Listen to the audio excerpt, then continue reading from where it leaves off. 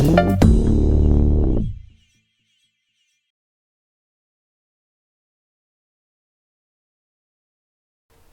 noticed y'all got real quiet when Anthony jumped on. We weren't expecting Anthony for at least 15 more minutes. Well, we can only talk shit when he's not around. I mean, come on, guys.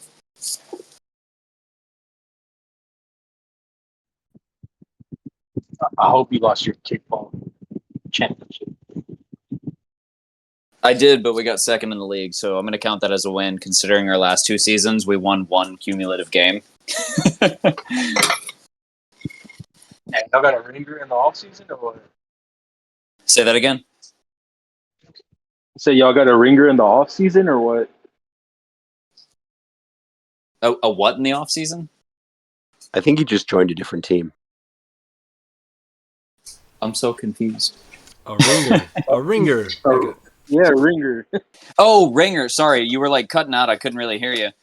No, the problem with kickball is like it only plays 2 or 3 seasons a year because of the weather, and so like we got our shit kicked in the first 2 seasons we played because we had a bunch of people that were like really down to play and had no idea like what baseball mechanics were, and so we had to teach everybody like you got to tag up if they catch a ball before you run and like all this other shit, and we just got washed out 2 seasons in a row, and then this season we're like, oh shit. We're in first place. We're undefeated. And then we finally got beat. We stayed in second place all season. Went into the playoffs. The first team forfeited. The second team we beat. And then the third team, we lost 3-0 in the finals. But some bitch. I mean, with the way things are going next year, y'all will go undefeated to the championship. That's what I'm hoping for, man. If we could pick up like one more ringer with a decent foot and a knowledge of like how baseball works, easy breezy. Well, you know us Mexicans know about soccer and kicking balls. I don't know much about baseball, but I can kick the shit out of a ball. Hey, man, if you can kick the shit out of a ball and run when we tell you to, you should come up for the season. Abandon the family, you know, like I can't promise you any pay, but I can promise you glory. Just a cool Probably. 3 months. How long is the season?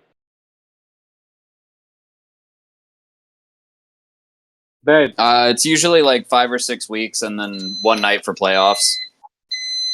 I'm gonna go. I'm gonna be gone for about 5-6 weeks to join a kickball team. Cool. All right. You said okay. Done deal. We'll see you next fall.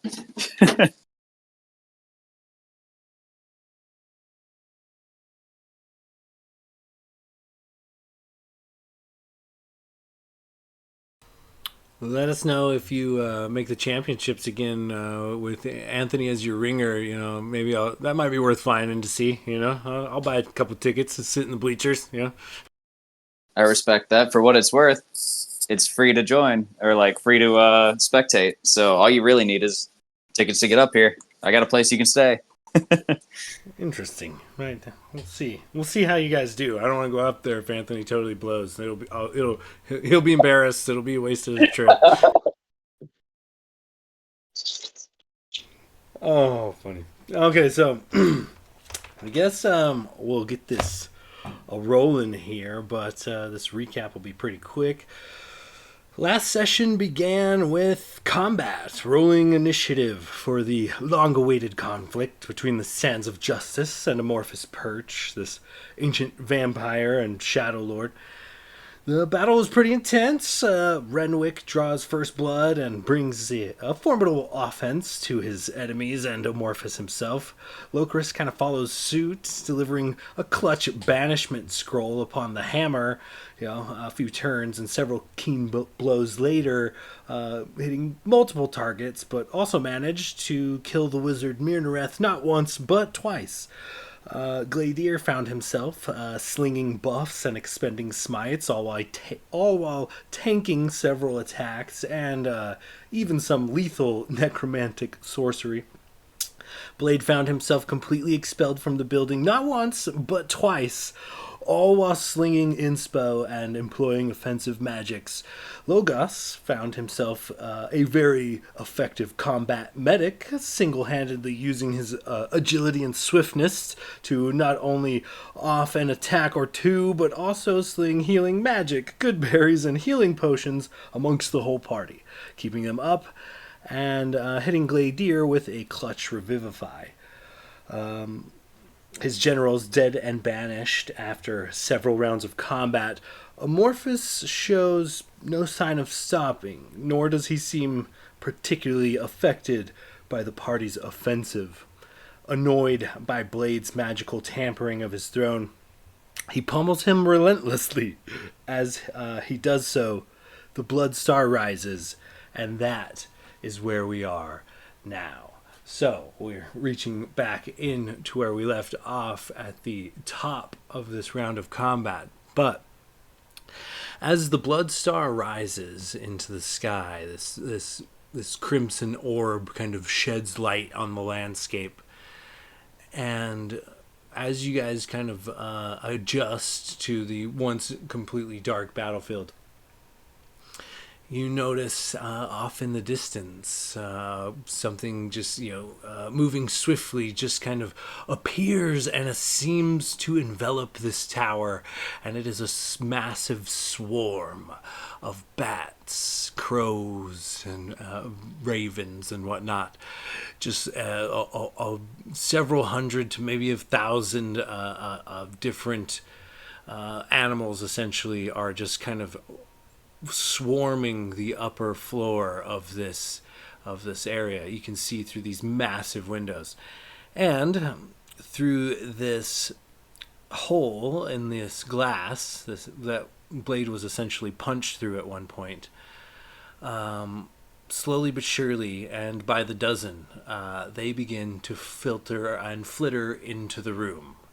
And as this round of combat begins, you happen to have several dozen avian creatures fluttering around the top of this room. I'm gonna throw this to one of y'all. You guys could decide who should roll, but somebody give me. I need a 1d10 plus 1, and I'm gonna leave it up to one of you. Kind of tell me. I say Chris. Low Chris.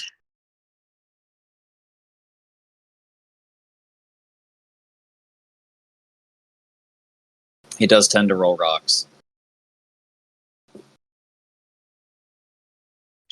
The nerves are getting to him a little bit. Oh shit. You're right.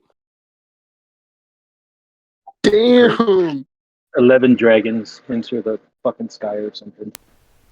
Well, good old, low Chris, he likes to do stuff the hard way, I guess. Yeah.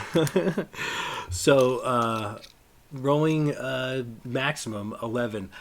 As this kind of swarm of various creatures kind of enters the room and begins flitting about, several of them drop from the air and land keen on two legs.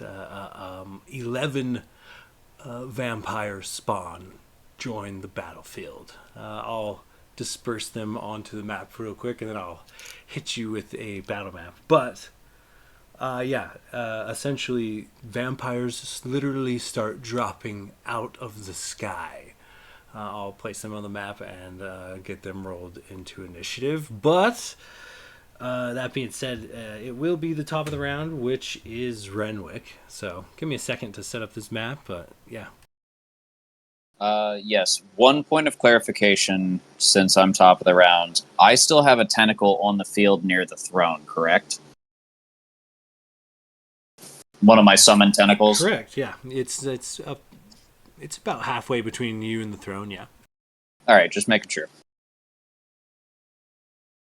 Okay, so sorry it might take a minute, but so Renwick, currently you are actually in the battlefield. Last round, Amorphous had struck you hard enough to kind of move you a bit, and and you are actually starting your turn inside one of these lightning elementals on the field. Unfortunately, that comes with a bit of damage. Take 4 points of lightning damage as you share the same space as this elemental. Yeah, he staggers a little bit. You see like a little blood kind of trickle out of the corner of his mouth. Let's see here. Shit. Okay, that's a lot. Is Amorphous the one mini that's not a like specific color? So yes, Amorphous is currently engaged with Blade, the salmon-colored mini, and the black stone rather than the black token, it represents your tentacle. It was the angle of the pick, but you can barely see the bone where the bone throne is up against the wall there. All right. Oh boy. All right. Well, this is interesting. Didn't really expect 11 fucking vampire thralls to show up.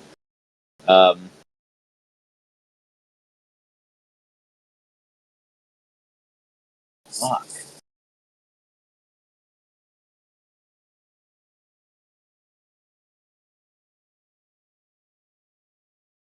Sorry, that's taking me a second. God damn. Okay. Well, in that case,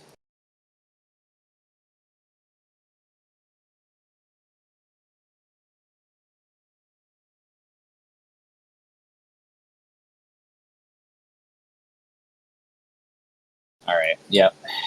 So I'm gonna take a hand crossbow shot at the elemental that I'm currently under, and then I'm going to use my small stature to move through the creature and get to Amorphous. I should have enough movement speed that I don't have to incur an attack of opportunity from any of the thralls from where I'm at if I hang wide around them. So I'm going to get to Amorphous. If I take the hand crossbow shot, then the elemental can't touch me because of my swashbuckler feat. So with the hand crossbow, what type of elemental is this? It's essentially a silhouette of a human, but it appears to be made entirely of electricity. Electricity. Okay. So nothing there. All right. I'm going to drop one of my fire bolts just to make sure it's magical. And that's going to be a nat 17 for a 27 to hit. Oh, for sure hits. And that's a d6 plus 6. D6 plus 6. For 9 points of fire damage. And then when I get to Amorphous, I'm going to take a swing with my rapier. And because he's flanked by Blade, that's going to be Fantage. Nice, plus 11. That's a natty 16 for 27 as well. Very much so a hit. 6, so with sneak attack, that's going to be, 6, 9, 11, 12 points of damage, and I need a con save from you, sir. Ooh, nice. My dice betray me. Critical failure. Sick. That's an additional, 3 points of cold damage. So let's see. 9, 12, 14, 15 points of damage there. And I think that'll be my turn. Okay. Moving across to strike out. Pretty smooth. Way to get out of that opportunity attack. Moving on down from Renwick, Logos. You are up. You are currently kind of toe to toe with this very kind of slightly diminished lightning elemental. Uh, but as you and Gladier seem to be getting the upper hand on this elemental, several vampires seem to land nearby. So, tell me how you kind of proceed. Um, I'm going to take my 2 attacks against the injured elemental. Okay.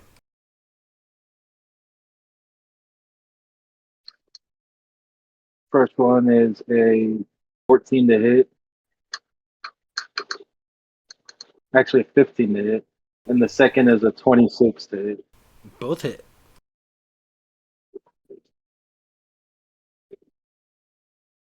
14 points on the first hit, and 13 points on the second hit. And then I'm gonna use my bonus action to shoot again from my starry form. It's a 19 to hit. For sure hits. It's only 5 more points of damage.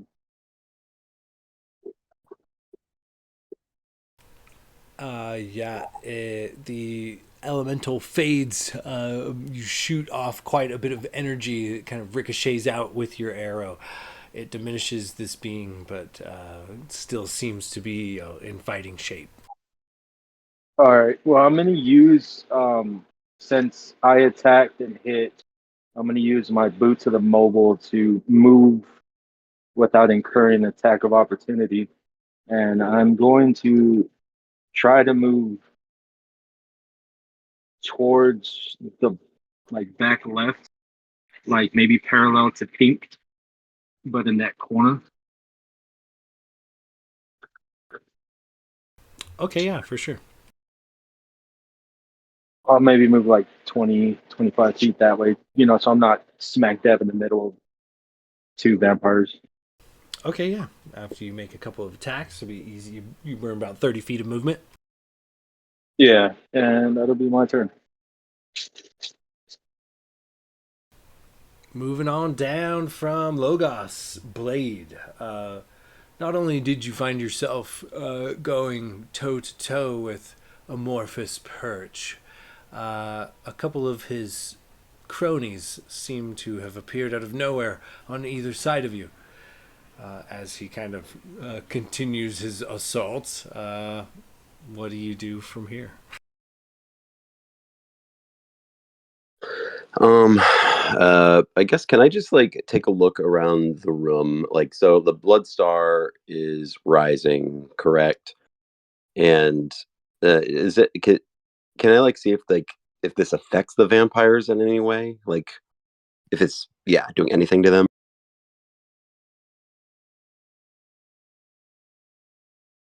Um, let's see here. So, you could go ahead and give me, we'll say your choice, but it kind of depends. What you choose kind of depends on what information I give to you.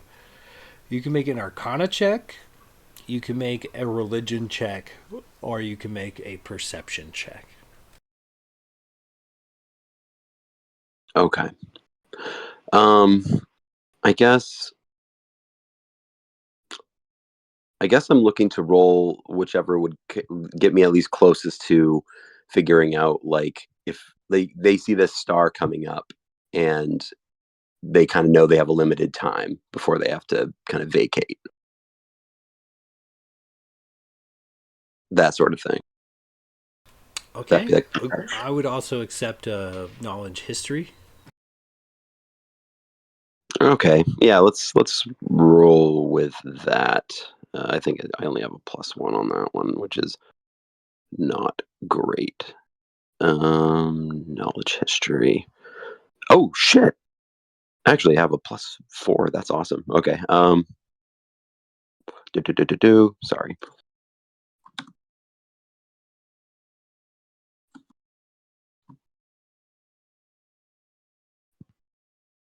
16.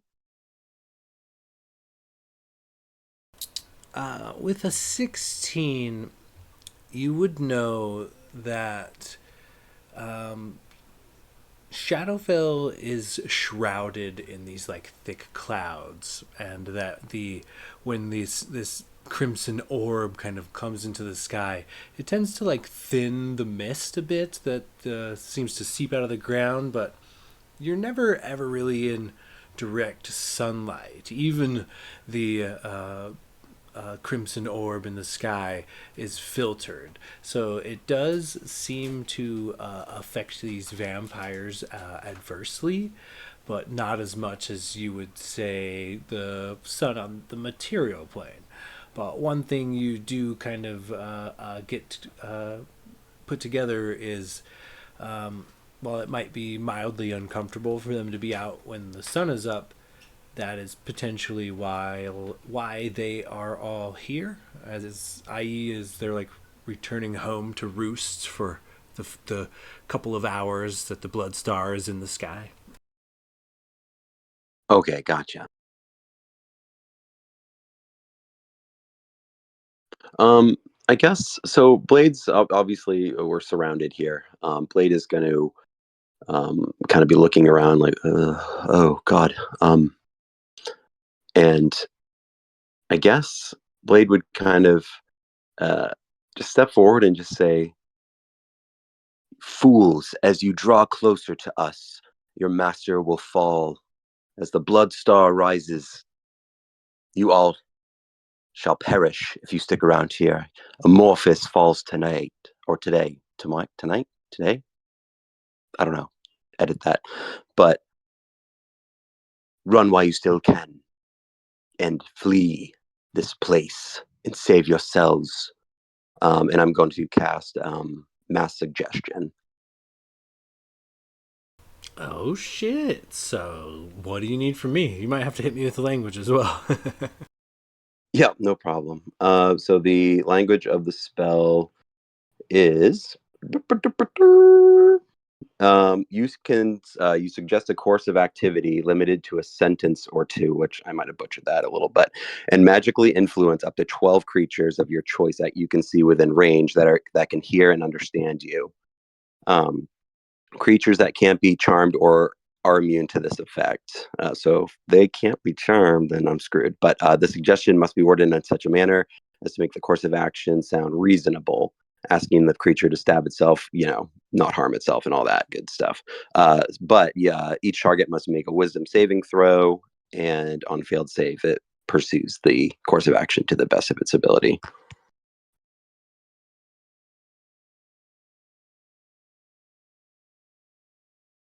Well, unfortunately for you, the thralls of Amorphous, being kind of undead servants bound to him through undeath, they are immune to being charmed, unfortunately. Oh no.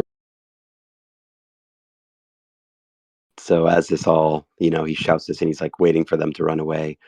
Um, he'll be like, "Oh, that's your cue. You're supposed to leave."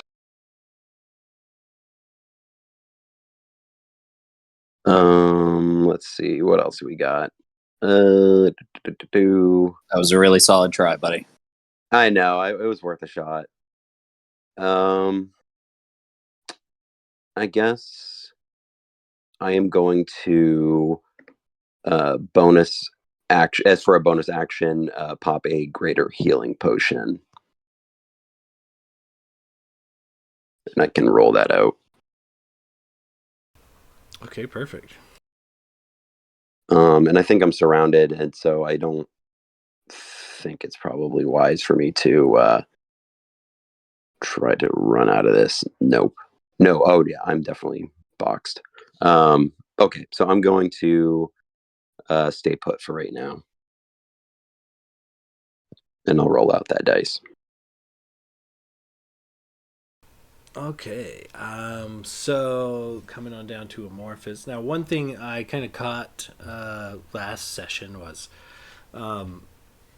at the end of the round, essentially Amorphous gets an extra standard action, and at the very end of last session, I actually gave him a full turn in. So I'm gonna rectify that by kind of flipping it for a second. And on this particular turn, Amorphous is only going to get the single standard action that it was supposed to be at the on last round. So,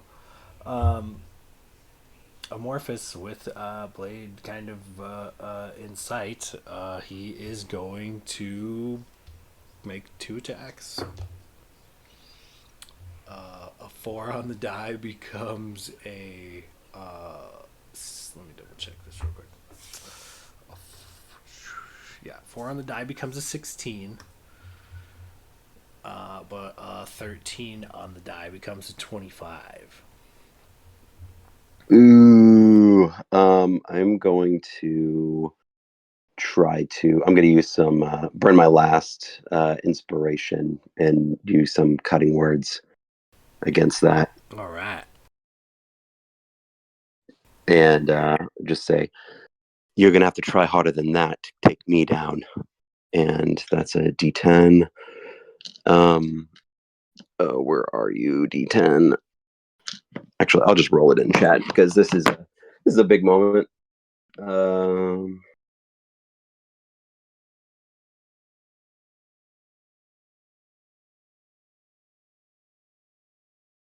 Takes 9 off of that, so down to, I can't do math, 16. 16 does not hit, I assume.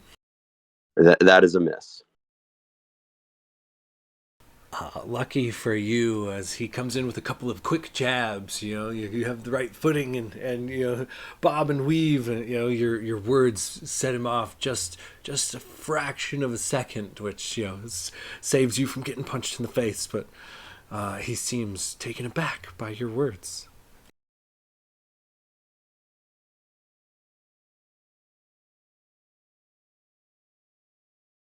All right. So after Amorphous would be Murnereth, but Locris killed her a couple of times now. So moving on down from there. The elementals. So I am going to roll a dice to determine a target. Go. Well, it makes sense. Are the thralls and Amorphous included in the targets? No, unfortunately, not them. Logos, I am going to need a dexterity saving throw from you. Oh, easy peasy, baby. Hold on. I'm not fucking up. Dexterity saving. That is a 23. That is a success. So, Elemental 1 on the battlefield kind of takes in a deep breath and lets out a very static roar. And as he does so, he transforms himself into what is essentially like a living spell. And though it's kind of like a kamikaze situation, removes him from the battlefield, lightning bolt is essentially cast at you, Logos. But since you passed, let me roll that out real quick.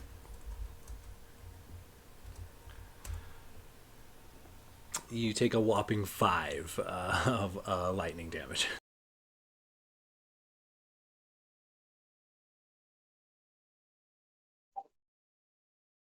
Gotcha. But the lightning elemental, at least the diminished one, diminished kind of one, does not seem to be on the battlefield any longer. I'm gonna roll second target. Well, nope, it's the same target. Logos, give me yet another dexterity saving throw.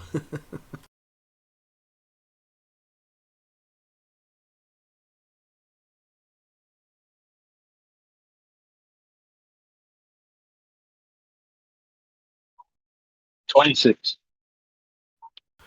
So you take a whopping 6 lightning or electric damage as this other elemental also inhales deeply and sets off a charge, turning itself into sort of a living spell. and it comes at you in the form of a lightning bolt, and take 6 total damage.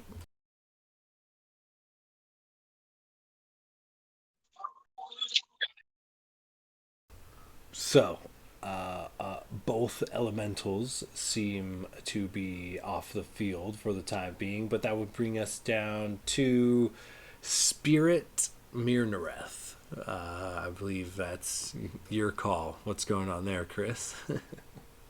Yes. Based upon wherever she is. I forgot to put her on the map, but I placed her 5 feet from you. So she's 5 feet in front of you, essentially.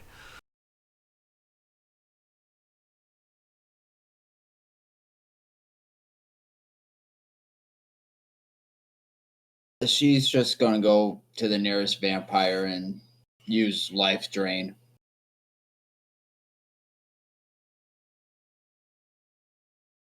All right. Actually, no. She ain't going to do shit. Go sit your ass down.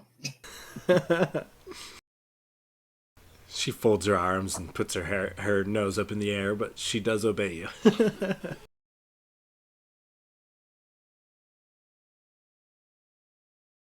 All right. Moving on down from there will be Gladier.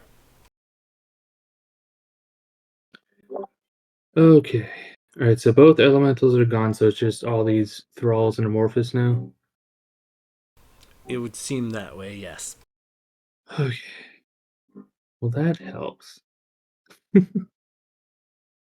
um. Okay. So I'm going to.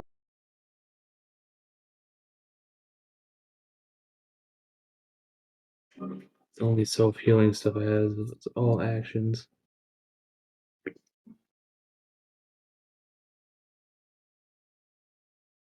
So I've been debating what I want to do this entire time. Oh boy.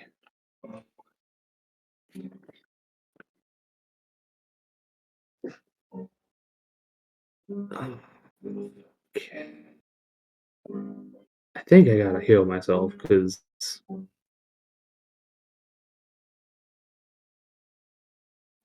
I'm pretty fucking low.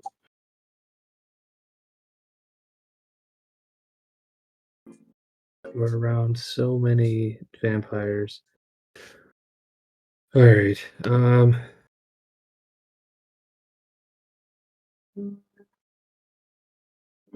Shit. All right. So I'm gonna use lay on hands on myself and heal for 31.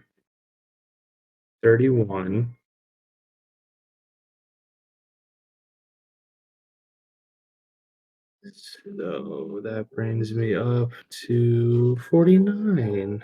That's terrible. So that's my action. Bonus action.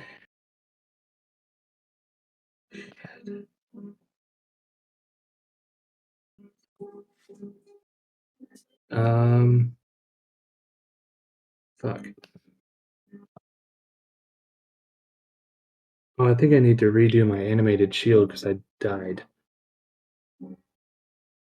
Because technically it's now back in my hand. It returns to your hand instead of floating around you. Um, yeah, so I'm going to use my bonus action to say the command word. So the shield starts hovering around me again. So I have my 2 free hands.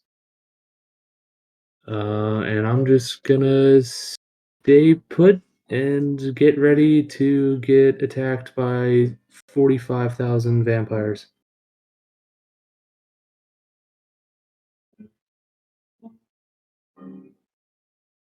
All right. Let's see here. So, as Gladier kind of heals up a bit, in place of kind of where the hammer was in initiative. You know, the hammer's off on the material plane doing something currently. These vampires are going to kind of take over here. So, I'm just going to kind of go, I guess, on the board from south to north here. So these first two, Blade, I'm going to need some grapple checks, essentially. You can use athletics or acrobatics, but the two cronies on either side of you go to apprehend you rather than attack you. One is coming in hot with a whopping 12, but the other is coming in with a 24. Oh shit. Okay, so you said I could roll athletics Or acrobatics. or acrobatics. Okay. Not as Oh, never mind. Okay, never mind. I gotcha. Yeah, I'm definitely gonna be rolling acrobatics. Am I within 30 feet of Blade? Blade's exactly 40 feet from you, unfortunately. Darn.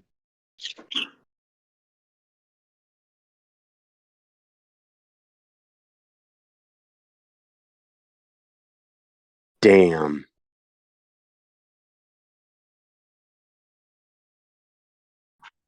Definitely not the roll I needed there. No. Essentially, this guy snatches you up, and with these two vampires kind of holding you in place, for the time being, you are considered restrained unless you do something about it. They just kind of seize you and hold you firm. Moving on up from there. Renwick, same situation. Two of these vampires move in position to flank you, and then they both are going to come at you and try to grapple you. So let's see here. Roll. Let's. 9 on the die becomes a 15, and 12 on the die becomes an 18. So, Against AC if they're grappling. oh, yeah. Does that even hit you? It doesn't. No, my AC is 20. So though they have you flanked, a couple of attacks later, they do not manage to hold you in place. Oh, well done, sir. I'm very tiny, for what it's worth. Logos, similar situation. A pair of these vampires move in position to flank you, and they each come at you with a grapple attack. 2 becomes less than 10. I'm sure that's not going to hit. But I did, unfortunately, also crit. Does that mean he like slams me on my fucking head or something? Well, I could give him advantage on the roll, but I don't know if that, maybe I should. He just rock bottoms my ass. So go ahead and give me an acrobatics or athletics check to, that one's cocked. Well, fuck, they're both the same. It's not going to be a super high DC. You're looking at an even 10. One of the things that pisses me off about my character, I'm not proficient in acrobatics, so it's pretty low. So let's see what happens. That's a 10 plus 5 for 15. So you too do not seem to, find yourself grappled, though they surround you and begin trying to corral you and grabbing at your wrists and your torso, trying to keep you held in place. You manage to remain free. Moving on down from here. Gladier. Similar situation. You have a pair of vampires surround you, and they begin trying to grapple you. Let's roll this out real quick. Alrighty. That's going to be a dirty 20 and a 21. Yeah, those both hit. All right, you got to beat. Damn! Of course I rolled great against Gladier. Go figure. A 15 and a 22.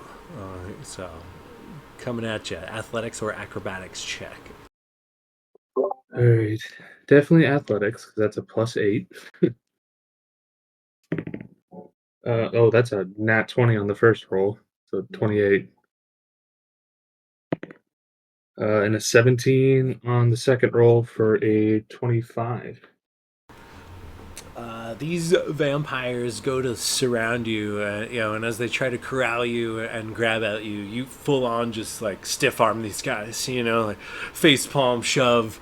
These dudes are kind of scrawny compared to you, especially in a suit of armor. Oh, thank God. Seeing that, I think these vampires are going to maneuver a bit. One more out of this little crowd is going to come try to help his buddies. I don't imagine a 15 hits.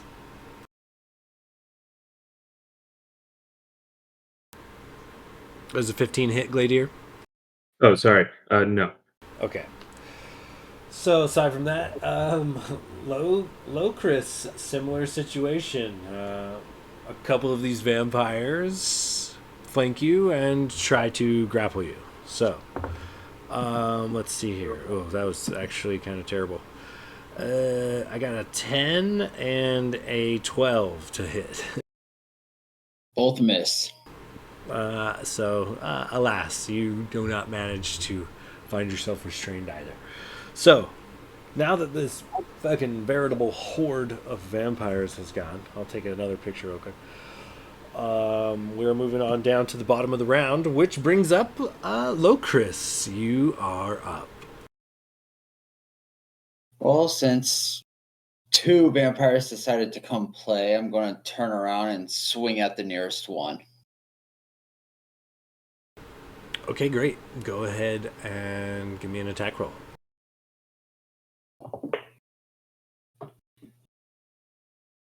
Natural fucking 20. Ooh, well done. And I'd actually hit him twice. So the second one's going to be a 28 to hit. Also hits by a lot.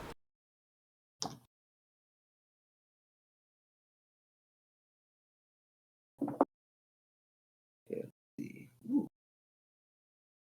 8 and 7 is 15. Plus another 2 is 17.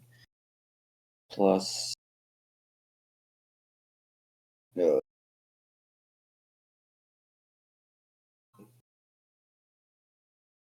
plus 9 to each. So what did I say? 15, 17 plus 18 is 35 plus a d6 for being a giant. Additional 2. So 37 total points.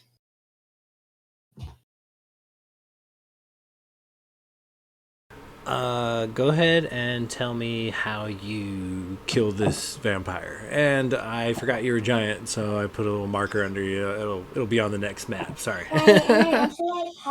So just being completely pissed off, tired of all this shit, and now having more people trying to get up in my grill, he just turns around and starts wailing overhanded, and the first one just puddles right in front of Locris, and he looks at the next one and just glares. All right, so moving on down from Locris is the legendary action, which is essentially Amorphous Purchase extra standard action, not the extra turn itself. So he, well, I mean, he's got advantage on attacks against Blade from being restrained, so I think I'm going to take it, which I probably needed. Does an 18 hit, Blade? I got a natural 1 and a 6, but it still becomes an 18. Just misses. So the first attack, I got a 5, and, well, wouldn't you know it, another natural 20. Sorry there, Blade. I'm fucking teeing off on you right now. So let me grab. Where's my d10s? Hold on. Damn. That becomes a whopping 26 plus 10 becomes 36 points of damage.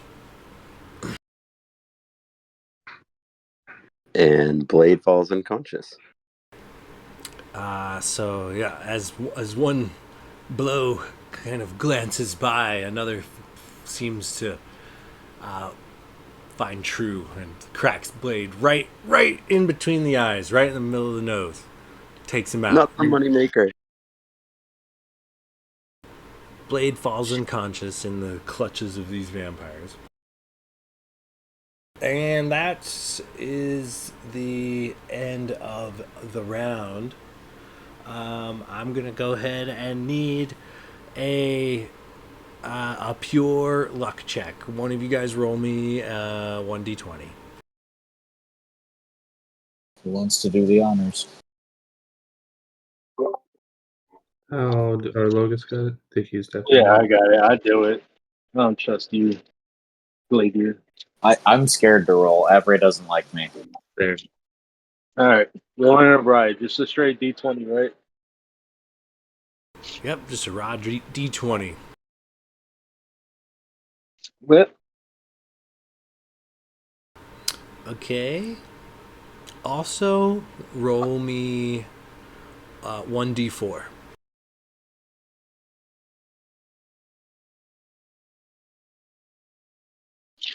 Fucking 8 more vampires joining.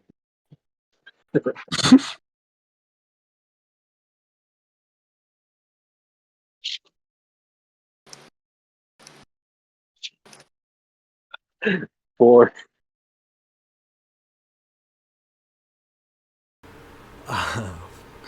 You guys are gluttons for punishment. Out of this swarm of essentially transmuted vampires, these ravens and crows and bats that are all kind of fluttering about the ceiling, 4 more of them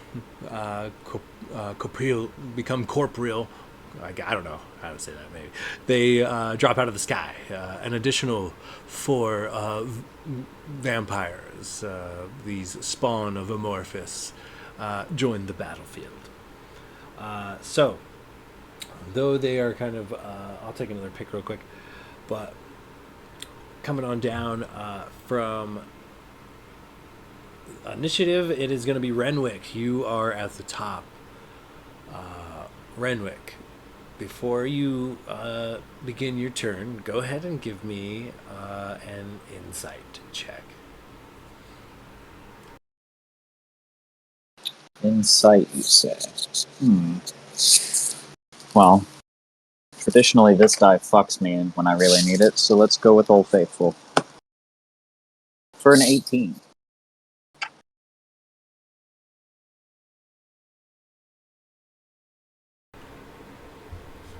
Renwick, you've been in some serious squabs now and again, and You've definitely led a team even once or twice, and as you're kind of looking on, and you're noticing that these vampires seem to just kind of be falling out of the sky, you get this kind of gut instinct, and you just kind of know, like, y'all might be able to hang out for a couple of rounds, but this is not a scenario where you think you guys can win with brute force.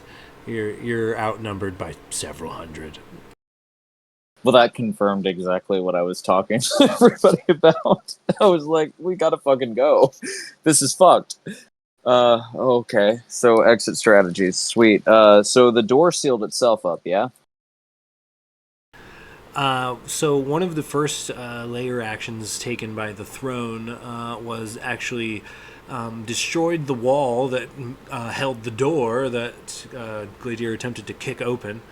But also the spiral staircase through which you guys kind of entered melted back into just a standard stone floor and wall. There would appear to be no visible exit at this time being. There is a rather large hole in one of the windows that Blade was punched through recently. And just how high is the tower? 1,000 feet to the inch. Okay. Okay, Sean. Touche.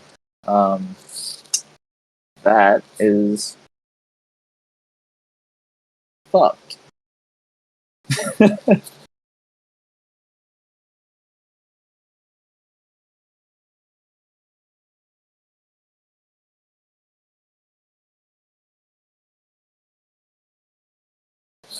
Okay, alright. Jesus Christ. I'm sorry. This is like the worst time for it to be my fucking turn, because how? Alright, how many? Let's see. I have. Looks like 2 enemies in melee of me. 2 enemies and Amorphous Perch, Oh, and technically. Amorphous. Okay. And which side is the busted window? Closest to me or furthest away? The broken window is just on the other side of Blade, about 10 feet on the other side of Blade. Okay.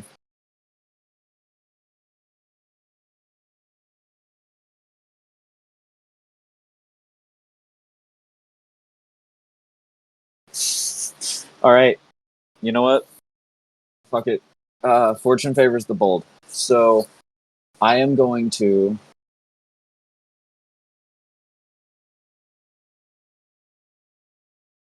take a swing at Amorphous. Oh, shit. Never mind that. I'm going to bonus action disengage. I'm going to cast one of my scrolls of Fog Cloud. And I'm going to try to encompass the whole area as much as I can that the 3 of my teammates are in, just south of me, to try to give them a chance to break away from these thralls. And then I'm going to use my movement speed to...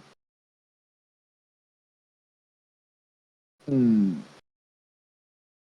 know what? I'm going to have some faith, and if not, it's going to get interesting. I'm going to use my movement speed to dash out the window. I'm just going to jump. I have enough to get to the edge and jump. And I'm going to trust that I can figure this out in the next 6 seconds of game time. I didn't expect this. And as he does this, he just looks at the situation, sees all these thralls coming in, and I think he makes like brief eye contact with everybody. And he just says, "Run, you fools!" And then throws up the fog cloud and dashes out the window.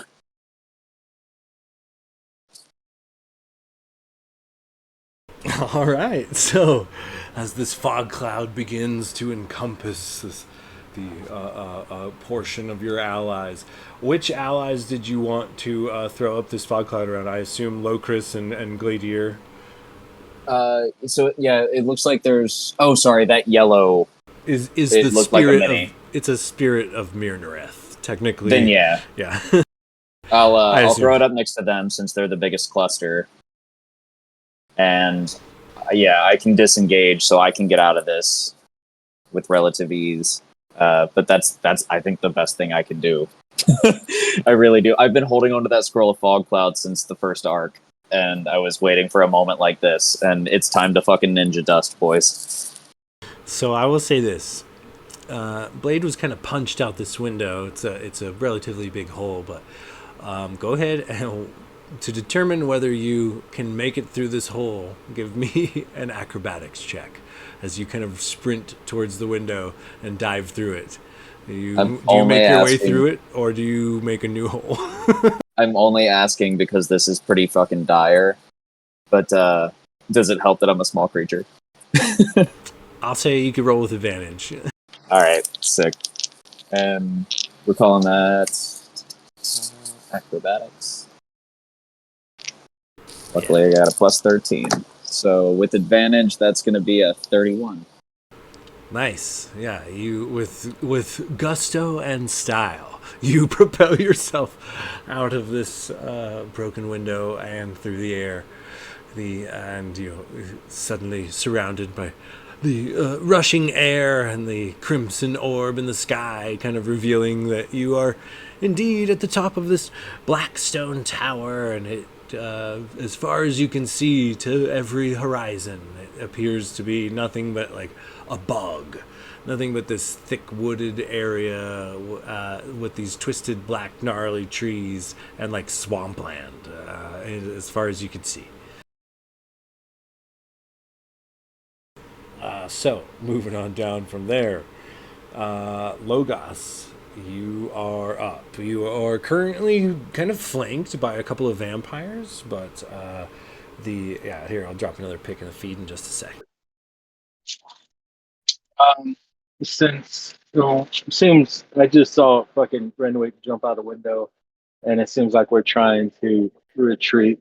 Logos is gonna cast daylight in the middle of the room and hope to at least slow them down or blind them or see what happens. It's a third level spell. Cast daylight. As this spell kind of erupts, kind of comes to life, first of all, Logos, go ahead and give me an insight check as well, as you kind of throw up this spell.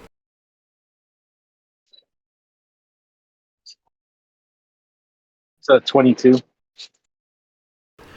So as you throw up this spell, all the vampires have an adverse effect. They each of them flinches and kind of recoils. They seem to like not really. They weren't ready for it, and you kind of get the whole crowd of them to react adversely, including kind of Amorphous. Even he flinches, and though he has a couple of his minions with an unconscious Blade in their clutches, he kind of turns his attention to you off in the corner.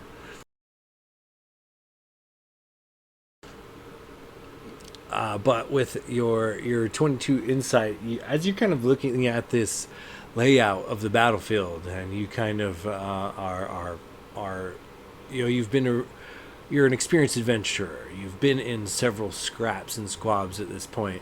It does also kind of become clear to you that this is probably not a winnable muscle situation. There's something to it that you just can't quite grasp. There's you guys are outnumbered by several hundred. So what is your plan in this moment? Seeing the vampires flinch and Renwick just jump out the window, I'm gonna I'm gonna take my movement, and since I used a spell, I think I'm gonna get attack of opportunity, but I'm gonna run and I'm gonna try If you allow me to just drop a good variance of Blade's Mouth as I'm moving past him, just to try to get him up. So they take their opportunity attacks as grapple attacks. One becomes a 10, but the other becomes a 21 to hit. Does that hit? So as you try to go by, this vampire actually grapples you and holds you in place. I don't get try to acrobat out of that. Yeah, if you'd like. That was just all you took was like 5 feet of movement so far, right? I only rolled a 12. I rolled exceptional, unfortunately. 19 on the die becomes 25. Okay. Unhand me, you devilish beast! As he grabs you and tries to hold you in place, he kind of looks you up and down. He says, "Elf, good eating, elf." He holds you firm. Lucas hasn't been held since Tardok, so for a second he's kind of likes it, just being held for once, but then he snaps out of it and starts fighting against the restraint.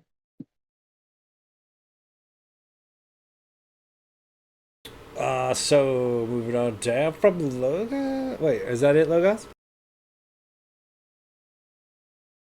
Yeah. Okay, all right. That's Moving on down. Blade, you are up. Go ahead and give me a death saving throw.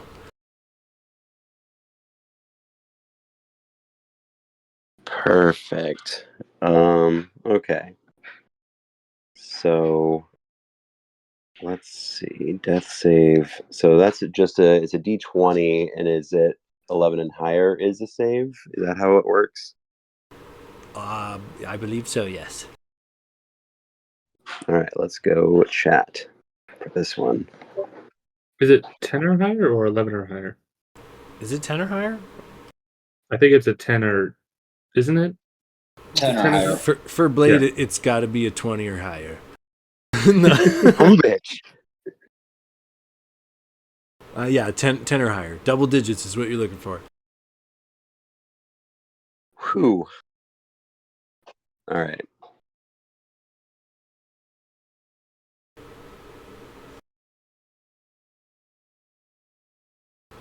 Oh, was it an 11? An 11, yeah. Oh, okay. Sorry, I was reading something fancy. So, Blade, you kind of begin to stabilize. Moving on down. Let's see. Amorphous' turn. What would he do?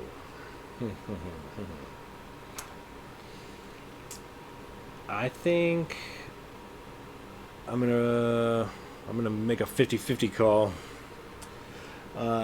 Odds, he goes for Logos. Evens, he attacks the vulnerable and unconscious Blade.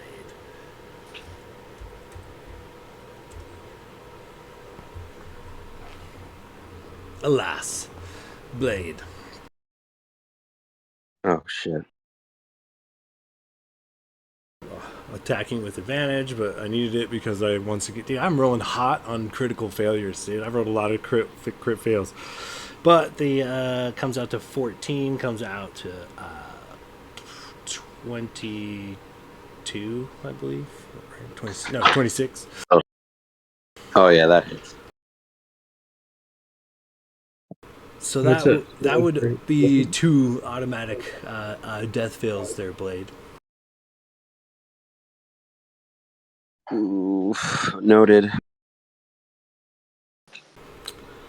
And the second attack, rather than the typical monk-like striking that you have seen so far, Amorphous Perch takes note of the unconscious Blade and pulls him close and sinks his teeth into Blade Silverstring. I'm going to assume that a 31 hits. A 31 does hit. I figured. Oh shit. Blade, we'll get to you in a round or two. Moving on down. The elementals are spent. Spirit Mirnareth looks to Locris stubbornly.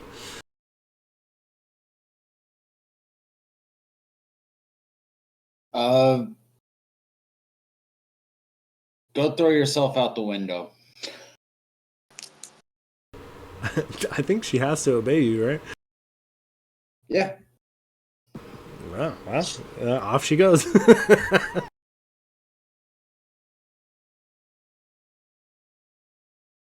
She does hover though, so she might not. So she'll just go out the window and just sit there. Like, okay.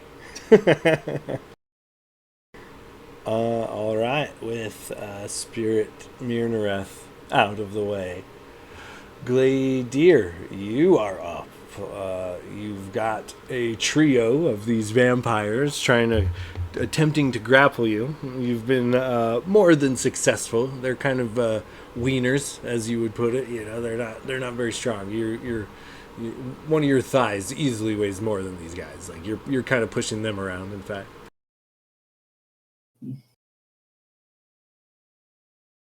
Can I get an updated map? Have to see where everything is at. Have to buy me some time to try and figure out what the to do. Oh my god.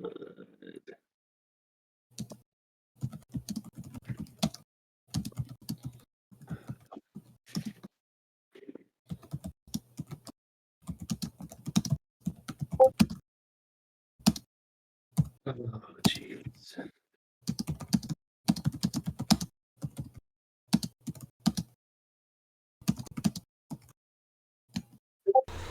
Yeah, sorry, I'm coming with that map. Yeah, you're good.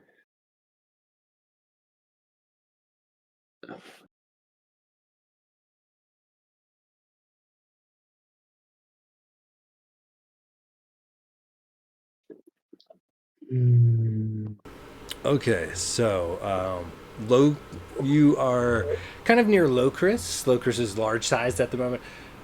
You've got like a trio of vampires kind of around you. Amorphous is kind of holding up Blade, or sinking his teeth into Blade as a couple of his lackeys hold Blade's lifeless body. I kind of accidentally cut off Logos, but there is another vampire kind of flanking Logos. There's another one in the corner that you didn't quite make it on the map, but essentially, yeah, you find yourself thusly. oh god. Okay.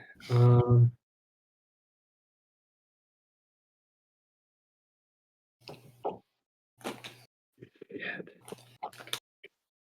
So before you get too crazy, go ahead and give me an insight check. Okay. What is my insight? It's not high. It's a +1. Roll high, please. Oh, nice. Okay, 17 on the die, +1 for 18. Gladier, you come to kind of the same conclusion. You fought vampires before. You know how hard they are to dispatch. If each one of these crows and ravens and bats becomes a vampire, there is no hope to win this fight. It's a matter of time. You could probably last a few rounds, but you're looking at endless waves of combat. Like how long? You're not sure. A couple of minutes, a couple of hours, but you know this is probably a losing battle. You're not sure how to resolve this.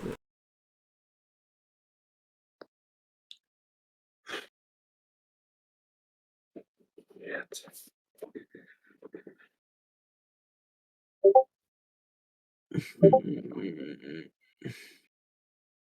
I'm so stressed. Um,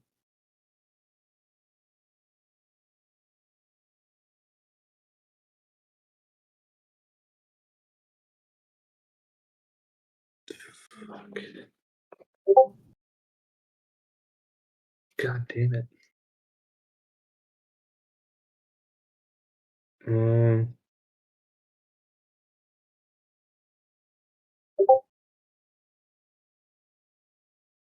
Fuck. I'm torn between trying to do something to help people. I got one guy down who just got bit, and one guy who just jumped out a window, dropping 1,000 feet. I'm good, man. Don't worry about me. I made my bed. Between a rock and a hard place, and a fire, and a tornado, and all the other bad things. Okay, fuck. All right, I think Later would assume that if Renwick jumped out a window of his own accord, he had a plan. So the next most dire situation would be played. So Glader, he's just gonna full force. How many feet is that? 5, 10, 15, 20. He's gonna run straight up to Amorphous. Bonus action, cast Blinding Smite. Which is a 3rd level spell. Next time you hit a creature with a melee weapon attack during the spell's duration, your weapon flares with a bright light. The attack deals an extra 3d8 radiant damage to the target. Additionally, the target must succeed on a con saving throw or be blinded until the spell ends. The creature can make another con saving throw at the end of each of its turn. On a successful one, it's no longer blinded. Someone has Blinding Smite. And I'm gonna hit Amorphous twice with the Trident of the Wave, two-handed because I have my shield floating, and Okay. we'll take the opportunity attacks. Okay, so as you kind of sprint across the way, a couple of these vampires do take opportunity attacks on you, and once again, dude, I'm rolling hot with these critical failures, but a 16 does become a 22 to hit. Okay, so that hits. Do I make an athletics check to try So and- yes, go ahead and roll me a. You know what? Don't even bother, dude. I'm fucking dropping ones like no other right now. I don't know. I'm gonna switch to Avery. I think my dice betray me. But yeah, I rolled a 1 on the athletics check to try to restrain you. So, though he attempted, we'll say you have broken free and make your way to Amorphous unhindered. All right, yeah. Okay, so first attack is 18 on the die for a 28 to hit. That hits. All right, so it's a D8 plus 6. That is 10 piercing damage, I think is the trident. Yeah, 10 piercing. I get an extra D8 of radiant because of my improved divine smite. So that's 10 piercing, 6 radiant damage, 3d8 for blinding smite. So that was dog shit rolls. 10. So that is 16 radiant, 10 piercing total, and then he needs to make a con saving throw of a DC 16, or he's blinded. 14 on the die, but it does come out to a 19. Damn it. All right. So then I'm going to attack him again. Yeah, attack him again. That's a natural fucking 20. Very nice. I'm going to burn a 2nd level spell slot to add a divine smite to that. Well played, sir. Well played. All right, so that is 1d8 plus 6, so 8 piercing damage, and then I'm just going to give you. Oh wait, no, never mind. 8 piercing, divine smite at this level. 2nd level is how much? Where the fuck are you? God damn it! I should have this memorized by now. You would think. Okay. 2d8 plus 1d8 over max. So 3d8 for the divine smite. So that's 10, 12 plus 8. All right, so, and then double the die. So I'm trying to do all this math, and so that was 6 piercing, double to 12 piercing damage. And then 12, 16 radiant damage, Damn. doubled to 32 radiant damage. Damn. Very nice. A couple of explosive blows land on Amorphous, and he's feeling it. You have drawn his attention now. And Glader's just gonna growl at him, put my friend down. That's my turn. All right, moving on down from Gladier is some of the vampires. Now,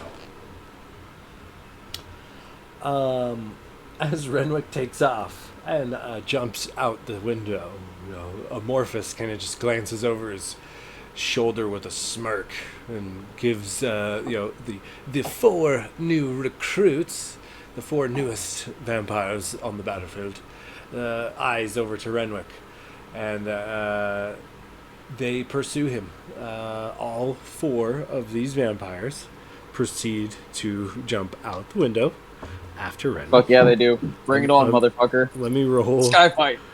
Let me roll. So all but one of them manages to make it through the glass, the hole already provided. One of them does smash their own way through, taking a bit of damage on the way down. But alas, 4 vampires flee after Renwick. So, moving from those guys, we're going to start with first Logos. You're kind of held in place by one. Another kind of comes to help with this grapple and thoroughly kind of restrain you proper. Go ahead and let's see if they can pull it off. A 7, nope, probably not. Does a 11? No. It's still like a 14, but I don't think it hits. Yeah, 13? 13 to hit. That does not. Alas, this wiener vampire tries to help his friend grapple you and doesn't seem to find a lot of purchase. But the one already grappling you, go ahead and give me a athletics or acrobatics check. He is going to try to take you to the ground.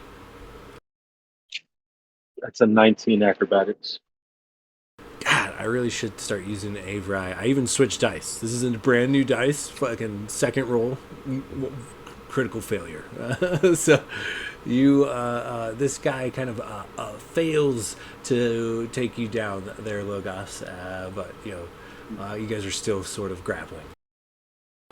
Moving on over to the 2 holding on to Blade. Will continue to do so. The 2 currently surrounding Gladier are going to try to restrain him as well. 17, 11 and 11. 17 and a 17. Does a 17 hit? They both miss? You kind of, once again, you're just too broad. Like, they're really skinny, stick thin type of vampires, and every time they try to put hands on you, you just kind of face palm them off of you. That leaves us up here with Locris.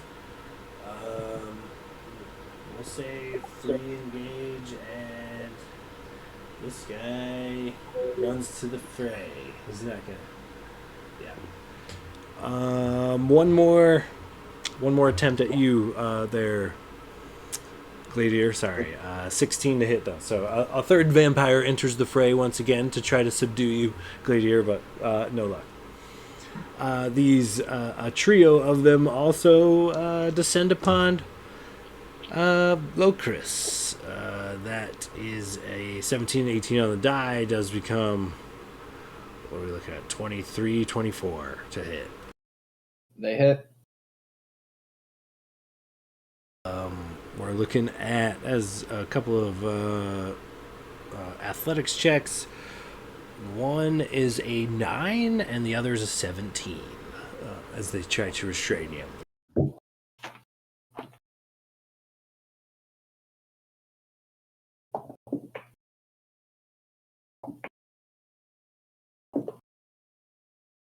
So I got a 24 and a 16. Yeah, you shirk both of them off. Let's get me that third guy. Another 11 becomes 17. Does 17 hit? 17 misses. Okay, so the third vampire fails to even put hands on you altogether, despite you being, 12 feet tall or something like that. As these vampires kind of go to rein things in, moving on down to Locris, you are up. Locris, go ahead and give me an insight check.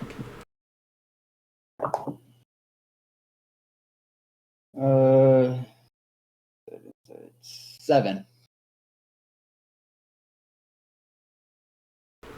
With a 7, you're unsure that you could win this fight. You're willing to push it, but as far as you could tell, if each one of these flying critters is able to become a vampire, you're outnumbered by several hundred. You are likely not going to win this battle. Seeing the finish line close, but getting dragged away. As a free action, Locris is going to pull the crystal out of the bag and then cast Dimension Door over to the throne and slam the crystal onto the throne.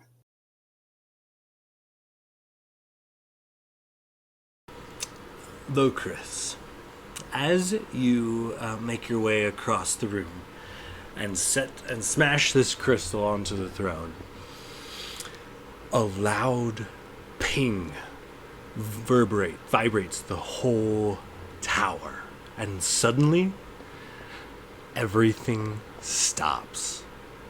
Time itself stops. What you observe is your friends in various states of battle, some of them not even conscious or alive, but as you kind of look over the battlefield, you see one difference in this. A lot of things happen at once, but the first thing you notice is as you kind of look at this times being stopped, standing next to you, right in front of this throne, is about a 15-foot shadowy silhouette who stares down at the battlefield right alongside you. And suddenly, viscera everywhere. And it seems to have started in every being, every creature, not just Amorphous and the vampires, but all of the various carrion and crows and bats and all whatnot. They all are just a tornado of a viscera that seems to then freeze in place, kind of along with this stoppage of time. What you watch in front of your very eyes is Amorphous and his underlings get unmade on a cellular level. There is no distinguishable organs or bones. You watch them all just obliterated down to the very last cell. As this kind of happens, though time seems to be stopped in the tower, not for you, Locris, and the blood star continues to wash over the room as this crimson orb kind of sails through the sky. It casts shadows across the room. And as the light kind of gets to this giant, shadowy silhouette figure known to you as Jurassic Riven, it begins to diminish him. He shrinks, he becomes smaller, and as the silhouette becomes more into the light, you see a once familiar visage. It looks like an ever-shifting being. Sometimes the face will not match the chest, nor the arms, nor the legs. Sometimes it's dragonborn arms with an orc face, or a halfling torso with a regular humanoid arms, etc. And the face is always shifting between the many different fantasy races. One thing that seems to maintain throughout this constant shifting person is several pieces of jewelry, a necklace, a bracelet, some rings, belt buckles. But alas, as this constant shifting being, this constant shifting form of Jurassic Riven kind of surveys his work, he turns to you and looks, and he looks you up and down. Well, I don't think it's right of me to call you a pup anymore. You've kind of come into your own. You run with a decent pack, even. And he kind of, admires the room in its current state of time stoppage. He turns back to you. Huh? I'm glad you came. I kind of knew you. You were the one, but alas, politics, fate, if you will. You still have that shard. I believe I promised you a reward for freeing me, Yes, you did. And not to be insulting or anything, but I have friends dying currently. Oh yeah, I see that. I mean, we'll get there, but first, he holds his hand out expectantly. I hand him the shard. He takes a deep breath and breathes into it, and it seems to fill with black liquid. It fills to the very brim, and as he finishes, he hands it back to you and says, a bit more of my essence to go with you. It'll come in handy. And the shard you had come across that allowed you to a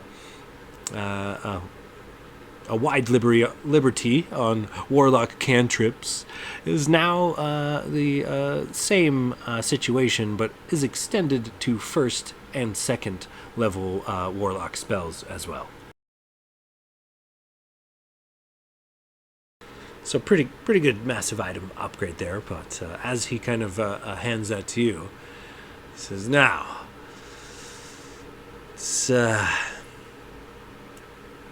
let's maybe take a bit of a walk, you and I. We don't have to go far.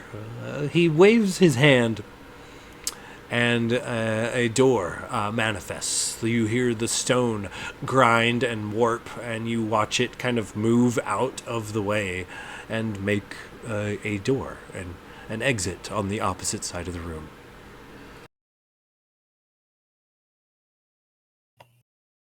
I will follow him, but I'm having a brain fart on what the crystal shard did in the first place. I didn't write it down anywhere, apparently. I will hit you with some language if you'd like, but essentially, the crystal shard allowed you access to cantrips, so many times per day. You had the entire list of warlock cantrips at your disposal, despite what you knew or had prepared. So essentially, you are given the same reign over first and second level Sweet. warlock spells, essentially. Thank you. Yeah.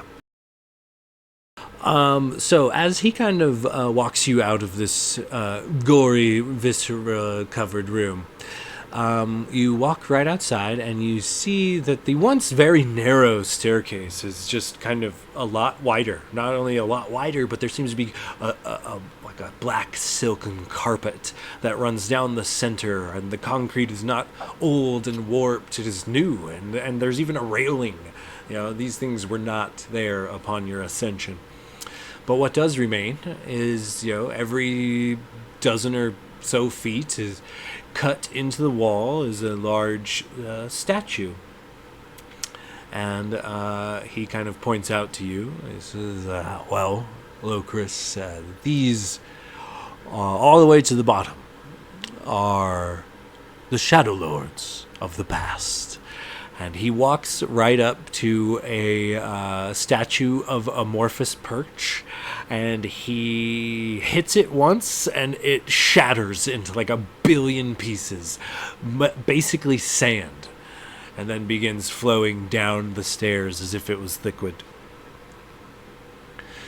He kind of motions to the next statue down the line, and it is a young man. He looks to be clad in leather armor, his kind of dreadlocked hair pulled back. He has an eye patch, several gaudy and fancy pieces of jewelry, and a cutlass. He looks almost pirate-like. And he gestures, he says, that is me. And it is known here that, well, there's always a time when one would like to, move on, for lack of a better word. And you are not my ward through servitude, Locris. You are the next heir. He kind of gestures to the empty area where he just crushed Amorphous' statue. It's like, now don't get me wrong. You're looking at 200, maybe 300 years of something akin to... I'll be sticking around, we'll say, as an advisory role. Get you used to a few things. But that is my intention. Now, I will have you know, it's not a cakewalk. There are many elements you should be on your guard about. Look at what just happened to me. A Denzian from my own plane of existence essentially tried to usurp me, and had he gone through with the ritual, the realm would be his, but he got greedy, would rather drink and drain all of my power to make it his, rather than stand in his own 2 feet, and that was his downfall, for he assumed I was just a creature of shadow. But no, I was once a man, and he gestures back to the statue. What saved me is the knowledge I learned in my long and fruitful mortal life. It was not any trick of shadow, no powers that I learned or gained here. It was me. It was myself, my raw self. So, part of being a good leader of the Shadowfell is actually living a long and fulfilled mortal life. Thus, thank you for freeing me, but I'm going to have to return you and your friends to the mortal plane. But I will have you know, when you perish, you will not go on to the fields of Elysium, nor will you ride the river Styx. You will come to me, here, in the purgatory of the realms. And then you will begin your stewardship. We will teach you how to rule, essentially. I'm old. Millennias beyond millennias. My time is soon. But not quite yet.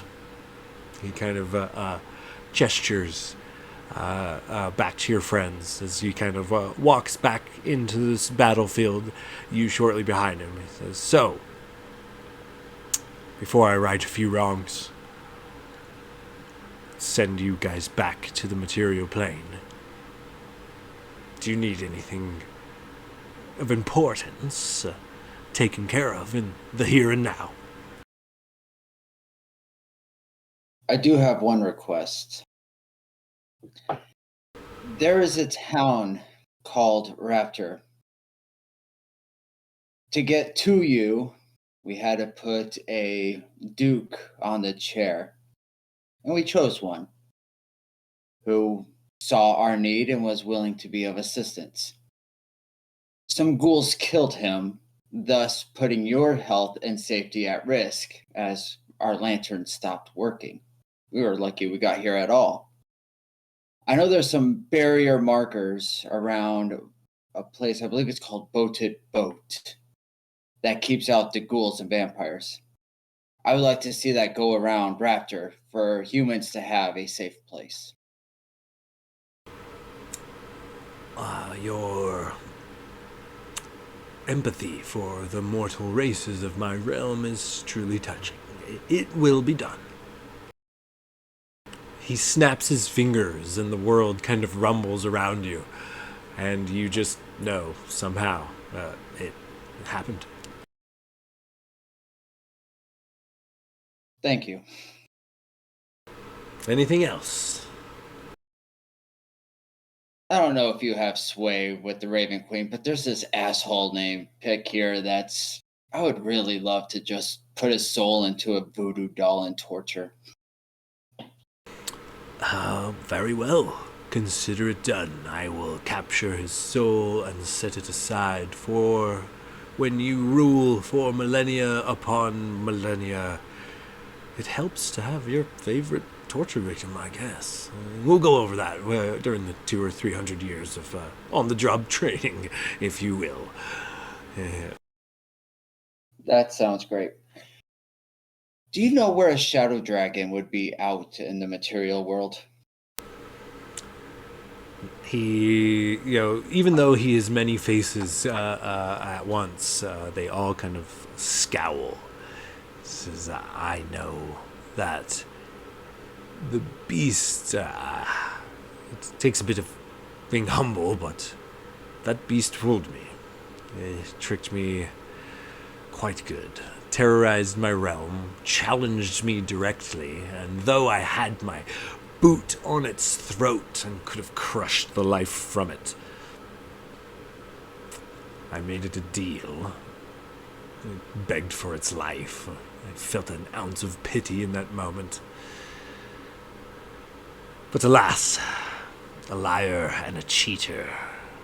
It fled, took quite a bit of magical artifacts from my realm with it.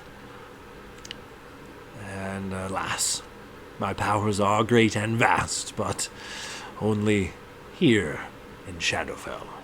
I must act on the other realms through my wards, like you. All right, we'll hunt it down. Please do. Give it a thorough pummeling. So, as he kind of looks back, with a wave of his hand, the viscera just kind of disappears.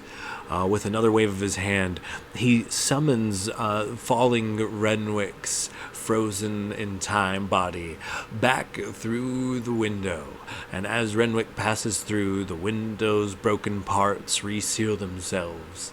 And though your party is some frozen in time, he slowly gathers them together in the center of the room. With a wave of his hand, you see him pull what appears to be an ethereal blade out of thin air. He kind of looks back to you and chuckles. He's like, yeah, you'll want to take this with you. This is yours. And he stuffs what appears to be Blade's soul back into Blade's body. Says, so, thank you. I know it's kind of anticlimactic, but I must get you back to the material plane. Mortals spending too much time on the Shadowfell tends to have some adverse effects. But, alas, anything before departing? No, I believe I have everything. Do keep in touch. I am quite fond of you. You have thoroughly impressed me on more than one scenario. I am glad that fate has chosen you. I think you will fill my shoes well. So, as he kind of turns, the following is what the lot of you see. Though you were frozen in time and not privy to the first information. Suddenly, the room is completely dark. Blade, you return to life with 1 hit point. The room is completely dark, and as you look in all directions, none of you can see anything but each other. And as you look at each other, suddenly off in the distance, there is an even darker shadow. A massive 15-foot tall silhouette of a smoking man. No definition, just darkness, smoking and smoldering. You see him, but he does not seem to be facing you. He looks as if he is facing away from you. And as he appears, the shadows begin to intensify, and it's as if you're kind of rushing through a wind, like loud wind all around you. And as this giant, dark silhouette takes a knee in front of you, he says, well, we have the same allies, friends of friends. I would see them delivered unto you, and you would see them taken care of and sent on their way. And as this massive shadow dissipates, this massive shadow silhouette dissipates, where you are slowly comes into focus from the darkness. All around you, you see you are in like the fanciest of elven courts. There's like nothing but bright lights. You are standing on like a beautiful rug that is thrown out. You're standing in front of some thrones, some very elegant thrones. Not only that, in one of these thrones is the king of Brightwood. And he is like clutching his chair, wide-eyed and confused. Do you notice that there are several knights in and around the room that have like half-drawn swords that are kind of like really confused as they're looking around? But you smell the fragrance of candles and incense, and you see this like white elven marble and this high-angled architecture and these shining elvish knights kind of all around you, very scared, trembling almost, kind of looking around. And what you see with you is not only the sands of justice, but a significant amount of high elves. Looks like maybe some of the prisoners, 30 to 50 people recently captured and brought to the Shadowfell, look to have traveled with you. All high elves of Brightwood. And as everyone kind of gauges the scene. Tell me how you guys kind of react. How do you guys move forward from here as everyone's kind of tense? I think Logus just seeing fucking elves in armor after fighting fucking demigods and vampires, which kind of scoff at them and fall to the floor and be like, "You guys have no fucking idea what we've just been through," and just kind of sit down for the first time in 2 weeks.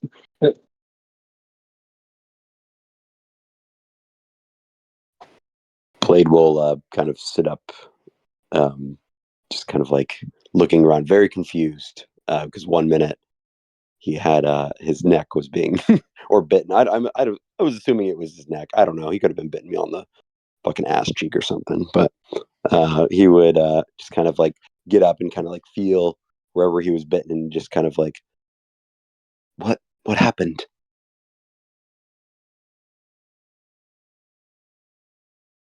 Locris would be in just stunned silence to start and just be like, I hope you don't mind, but we brought some guests over for a pool party.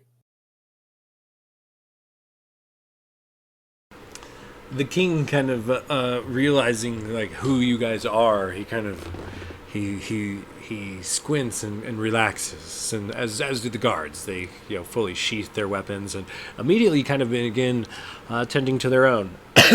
A lot of the high elves are kind of not in the best shape after being kidnapped and ran through the Underdark into the Shadowfell, but the King of Brightwood kind of sits there stunned. It's like, well, from the Shadowfell then. I don't know how long you've been there, but I can assure you, he does a little quick math in his head. Time dilation is different in the other realms. You've only just left us not but a day ago. You couldn't have been in the Underdark more than 24 hours. Essentially, you got back here faster than the people who dropped you off did. Impressive, but I would imagine, though you were in Shadowfell for some time. He kind of gestures to you guys.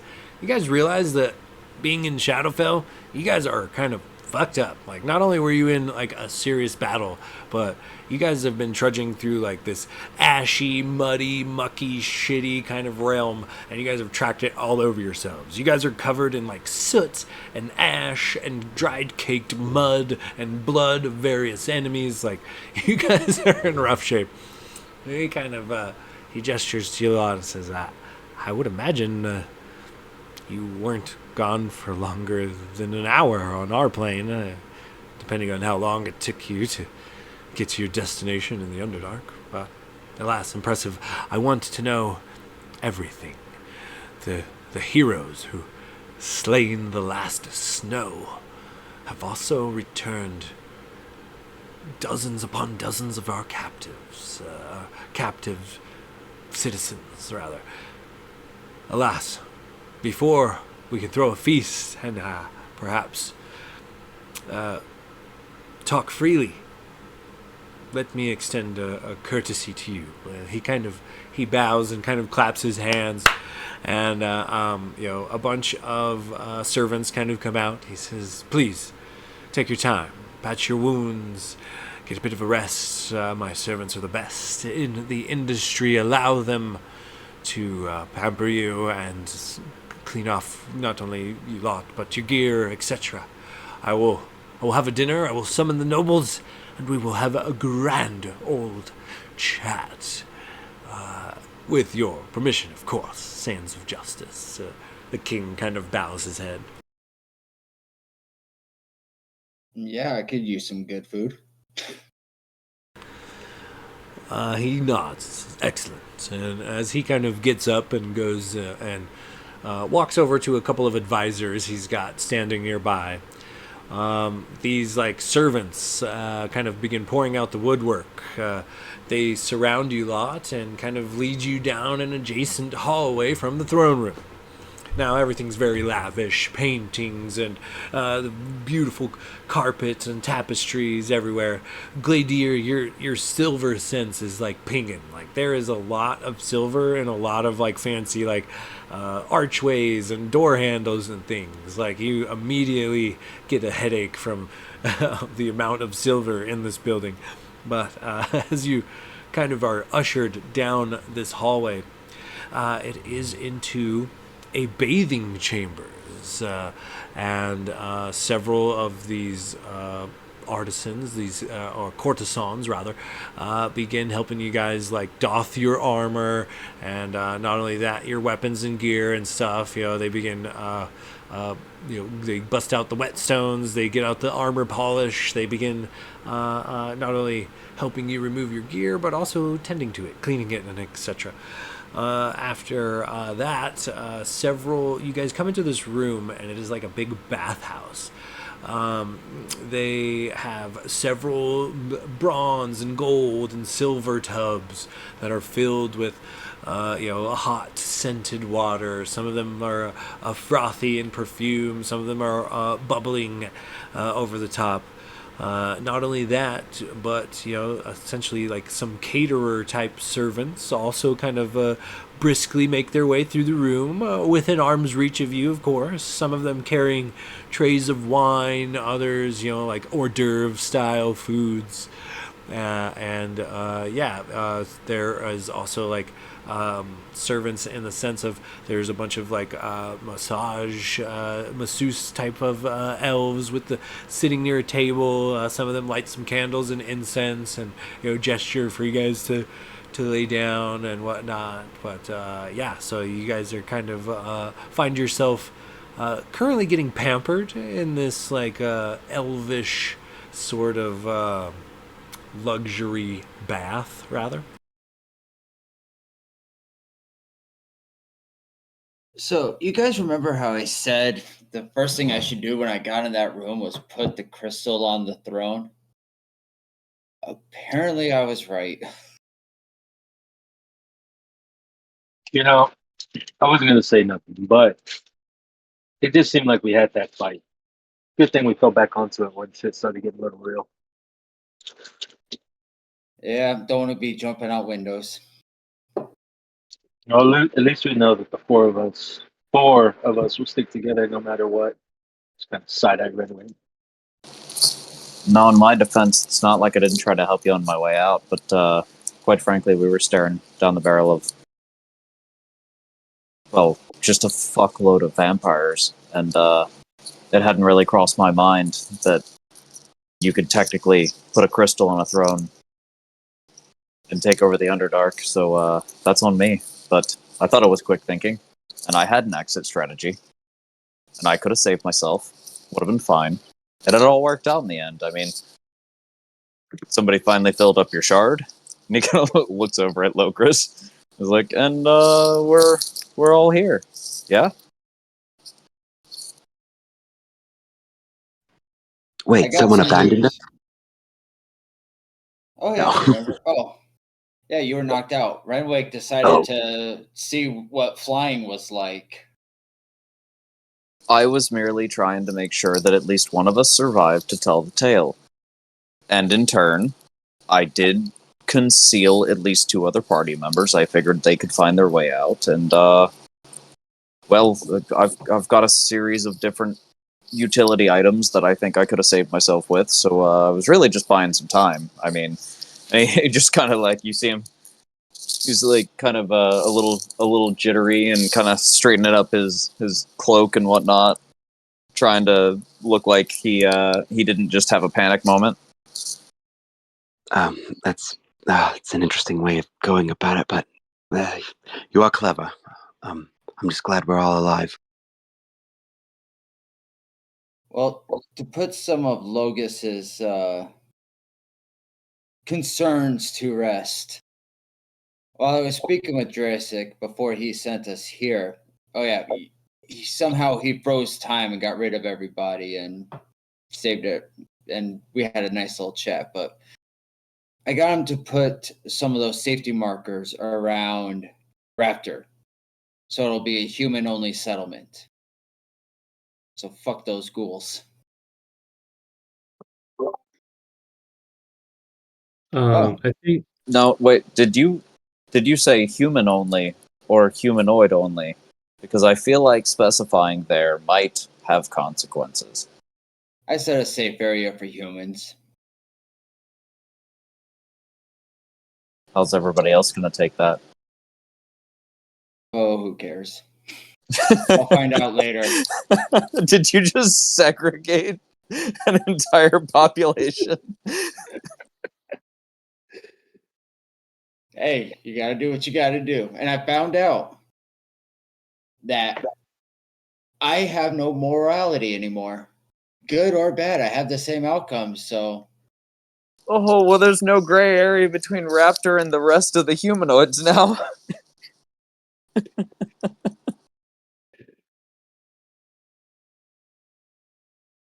I think later, kind of this whole time would be very pensive, and thinking about all the shit that just still processing everything that went down. But he's also, now that they're kind of like all just starting to relax and work on recovery.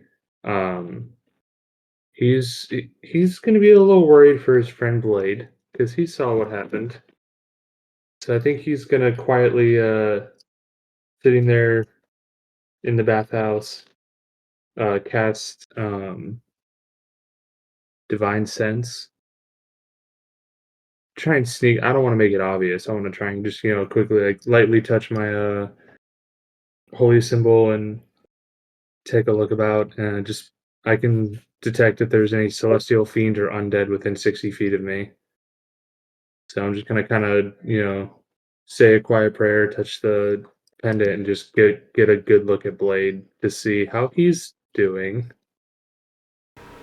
Okay, yeah. So as you set forth this power into motion, you kind of it's almost like taking a breath of fresh air.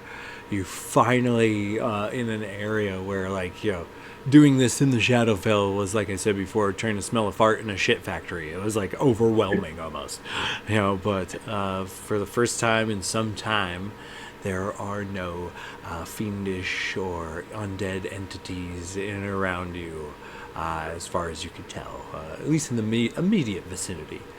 But go ahead and give me your call, medicine or perception, as you kind of look over Blade. I was gonna say if I can get in on that, I wanted to, since I specifically saw where he got picked up and bit, could I try to find the puncture wounds or see if there's any lingering effects from the bite area? Yeah, go ahead and give me we'll call that a medicine check or religion, your call. Hey, why are you two coming up to me? What's going on? Just relax, enjoy the nice bath. I imagine we're all butt ass naked too, just kind of getting close to you. That's a 13 medicine. I say to Blade. I also got a 13 medicine. For combined 26. A lucky number. Blade currently, fresh back from the Shadowfell. He looks beaten to a bloody pulp. He's, definitely been punched in the face several times. He's bleeding profusely, with a whopping 1 hit point. And it looks like a savage bite to the neck, possibly still bleeding. As the servants try to get you guys into the baths, there are also some of them that tend to be medics coming at you with salves and suave and different bandages and things. But so one thing you guys notice in this moment as you guys are kind of getting cleaned up, you're getting your wounds patched, you're getting your gear cleaned from the muck and the ash of the Shadowfell, getting yourselves cleaned. So it is very rare for mortals to travel to the Shadowfell and remain alive. It is even rarer for them to return to the material plane. Now, spending any amount of time in Shadowfell is likely to have some adverse side effects, and the Sands of Justice is not immune to this. So, as you guys are kind of inspecting Blade, kind of turns to like one another as well. I'm going to run down this in a particular order that I thought was pretty good. I've already rolled out some stats on some random tables with each of you guys in mind, and this is what I've come up with. Locris, as you're sitting here getting your wounds patched, maybe soaking in a tub somewhere, you're kind of looking at these people, these elves, these high elves going to and fro. And not all of them. It doesn't seem to happen to your party. It doesn't seem to happen to every elf in the room. But some of these elves have like a shimmer, like above their head. And you focus on this shimmer briefly. And Locris, you can see a timer. Sand moving in an hourglass. Very, very, very slowly. Because due to you assume the elves' long age. But you essentially can kind of see on some individuals, not all, if you focus on this shimmer, you can see an hourglass of draining sand above their head, essentially, potentially predicting their time of death? Question mark. Also, Locris, from this point on, you just know this. You feel it in your bones. It's something that just kind of echoes in the back of your mind. But Locris, and from here forward, any teleport, whether it's a plane shift or across the room, has a chance to shift you to Shadowfell instead. So be aware of that. You might want to make a note.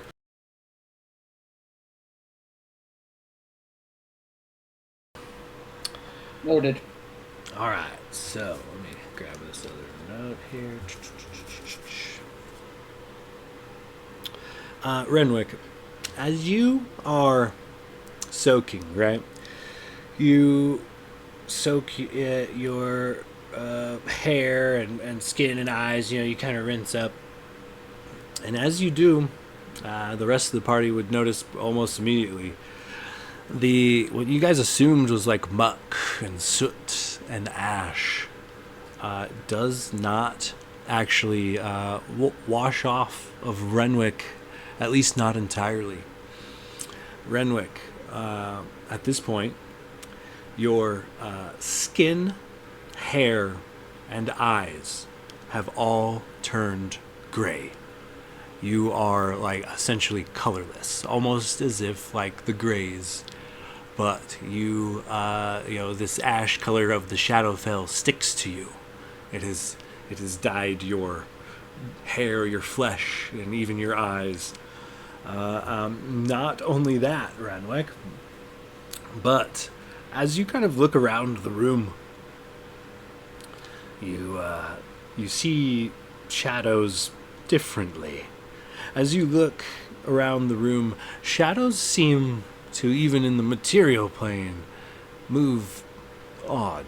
They shake and they shimmer, and for whatever reason, they also have a noise. When you get close to like shadows and things, they tend to have like an unintelligible whisper about them. It's just the sounds they make. These are things you didn't think twice about in the Shadowfell. It's weird that it's happening on the material plane. But, Renwick, shadows now whisper to you and move in your vision. This is going to result in disadvantage on checks in darkness involving perception. So make a note, if you will. Will do. No mechanical difference aside from disadvantage on perception checks in the dark. Correct. With the whole like graying of the eyes and everything. All right, just making sure Correct. I wasn't like oddly blind or anything. Nope, just a different color. Just a quick question on that for Renwick's sake. Would that then not count for visual perception checks because he has devil sight and so he sees in darkness as though it were daylight? That is a fair point. I do have 120 feet of devil sight. I will say that though you can see in darkness as if it was daylight, shadows still kind of move on their own, and now they make noise. So if you are alone in the dark, or well, not alone, but in the dark, there will be movements and noise that only you can perceive, thus still given disadvantage on the check.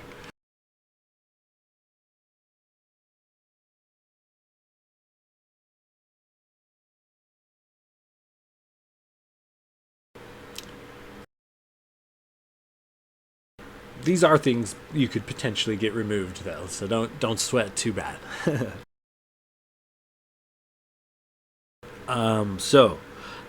Moving on down from there, we're going to get to Logos. Logos, as you kind of wash up and clean up, one thing you notice in a nearby mirror is that while you seem normal kind of in the shadows and whatnot, when you step into the sunlight, your eyes appear blood red. They are just a red and menacing color as long as you're in the sunlight. And being away from natural sunlight and in this plane of shadow, it has kind of temporarily warped your vision. So you are kind of mildly sunlight sensitive at this point. So bright sunlight is actually going to give you disadvantage on perception checks at this point.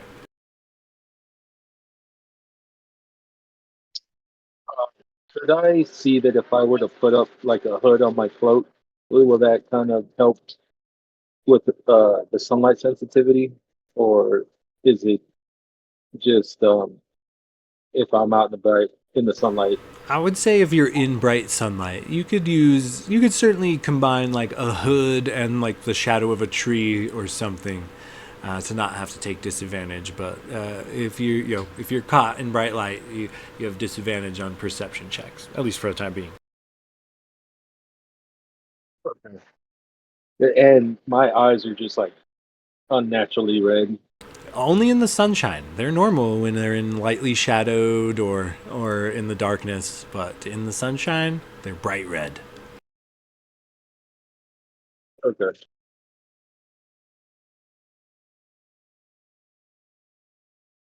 Moving on from Gladier. Gladier, you notice as people are kind of bringing by these hors d'oeuvres and things, like you grab one and sink your teeth in, and it tastes bad. It tastes like ash. And after a couple glasses of wine and several things of food and even other booze, you find that you have no sense of taste. Everything is ash flavored except spicy foods. The only thing you can taste is spicy foods. But essentially, this allows you to eat almost anything without feeling sick or disgusted. But it comes with this little side perk, Gladier. Due to your lack of taste buds, everything going numb on you, you no longer see the appeal of having meat cooked before you eat it. It's actually a much more pleasant sensation for you to eat it raw. At least it doesn't taste like ash. So people are just gonna think I'm the fucking savage eating raw meat. Potentially. All right. This should be interesting. And Blade, bringing up a few things with you as well. Go ahead and roll me 2d6. I'm going to add 6 to the total. So roll me 2d6.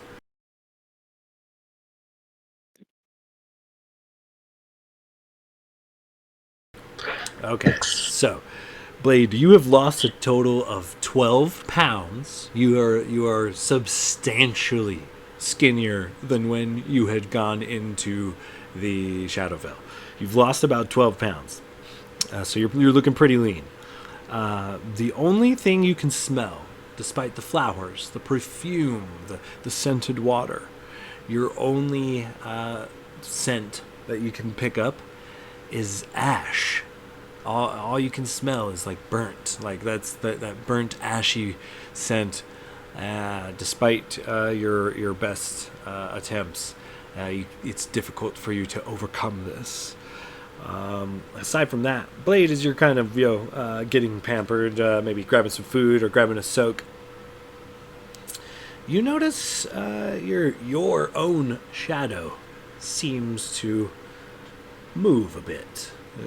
A little subtly at first, kind of off-putting, but then outright, your shadow just disconnects from your body and like walks across the room before making its way back to you. Your shadow seems to have its own mind, but only when others aren't looking.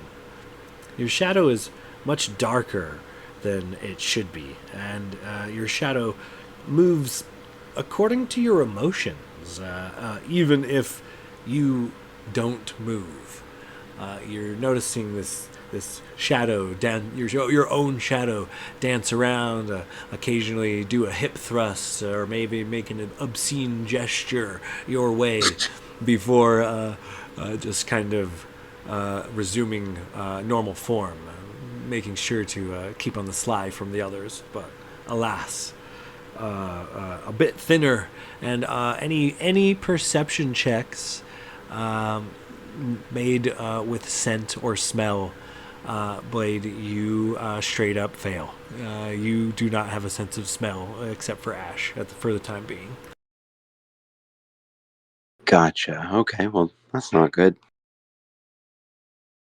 So, as you guys are kind of realizing a few things about one another, potentially not Blade's psychopathic now following shadow, but you guys kind of get your wounds patched, get some food and ale and wine brought to you, maybe a good soak in. So now finding all this out and feeling a little bit better, we'll say you got in a short rest at this point. How do you guys think you'll proceed from here? Just kind of hanging out in this luxury bathhouse for the time.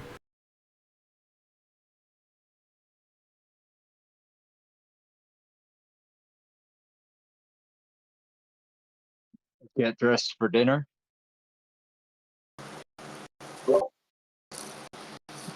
As you say that, like several of the servants like kind of clap and give like get a little giddy, and they like take off, and then they come in and like they are wheeling like racks upon racks upon racks of like super fancy dinner clothes, like really high end bougie high quality materials, silk scarves and gold inlays, and various gem encrusted like wrist knockers and things like that. So like they get pretty excited, and they wheel out like a wide array of various dinner attire for you to select.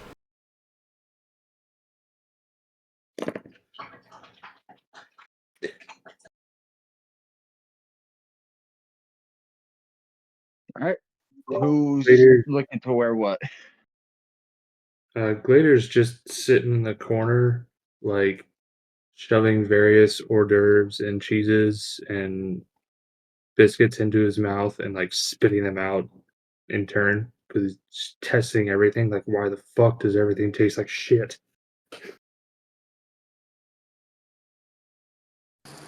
I imagine Renwick is pigging out, looking around, seeing you clearly disgruntled, and being like, I don't know what his problem is. I mean, fuck. After being down there for so long and kind of living off of bullshit rations, I mean, this is fucking amazing. I don't know how you're not enjoying this. And he's just like cramming everything he can into his mouth. Hey, Locus. Does Renwick look a little different now? Yeah, he seems to have had the color sucked out of him. You know what it is? I bet when he jumped, the color stayed up in the sky and he just kept falling. He outran it. Oh, like an old cartoon. I'm not entirely sure what you mean. I've always had nice olive colored skin my whole life. And he pulls out like a mirror out of his pack and looks at himself and he's like, "Oh, fuck! I look like my dad." You know, buddy, I was just about to say that you kind of look like your dad now. But at Well, least you don't I always have knew the I'd go gray, but I me- never thought it would look like this. well, at least you don't have the mental deficiency that comes with being gray. I mean, that's fair, but I just always thought that I'd have more of a salt and pepper period, you know? I really missed out on that. And he's kind of like Oh, running his fingers through his hair and just like he enjoys what he looks like, and he's just kind of like, "Oh, fuck." at least you can be all pepper now. Well, Locus, I guess you and I kind of came out of that whole thing unscathed. Huh? How's Blade looking?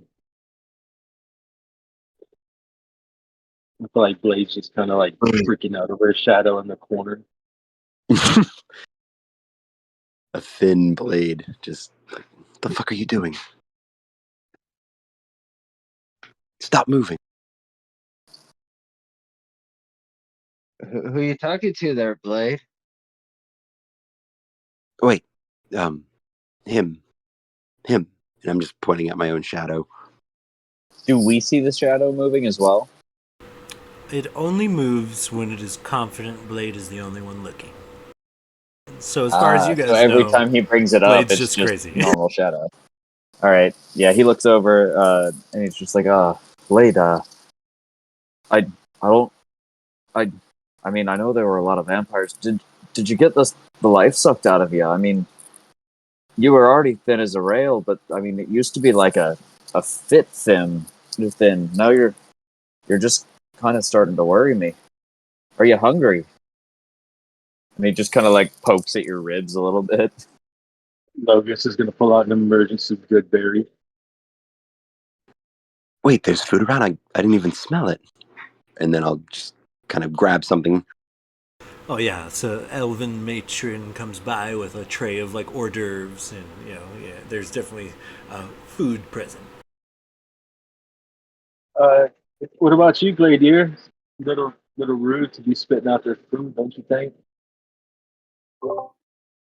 I mean, I'm not trying to be rude, but I mean, are you guys enjoying this? I mean, is it just me? It all kind of tastes like just ash, like dirt, Like ass? ash. Oh, sorry.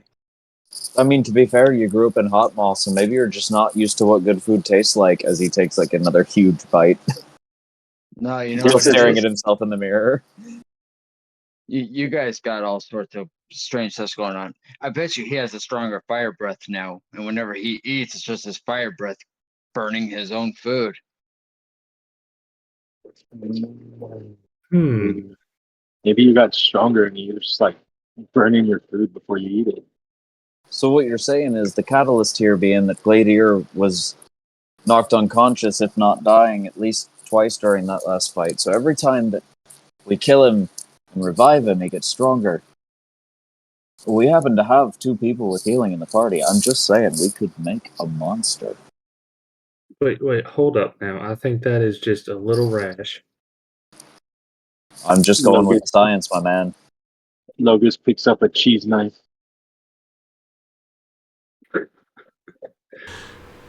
As you guys are kind of lounging about and hanging around, a familiar elf enters the bathhouse. This little, it is Zeriotar Yaxilius, this tall elf in a flowing copper gown that you know to actually be ancient copper dragon.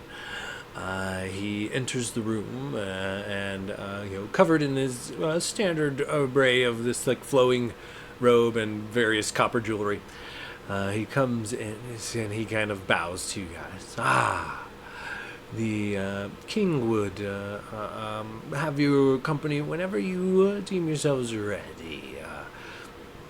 We are eager to hear from the lot of you about what exactly happened.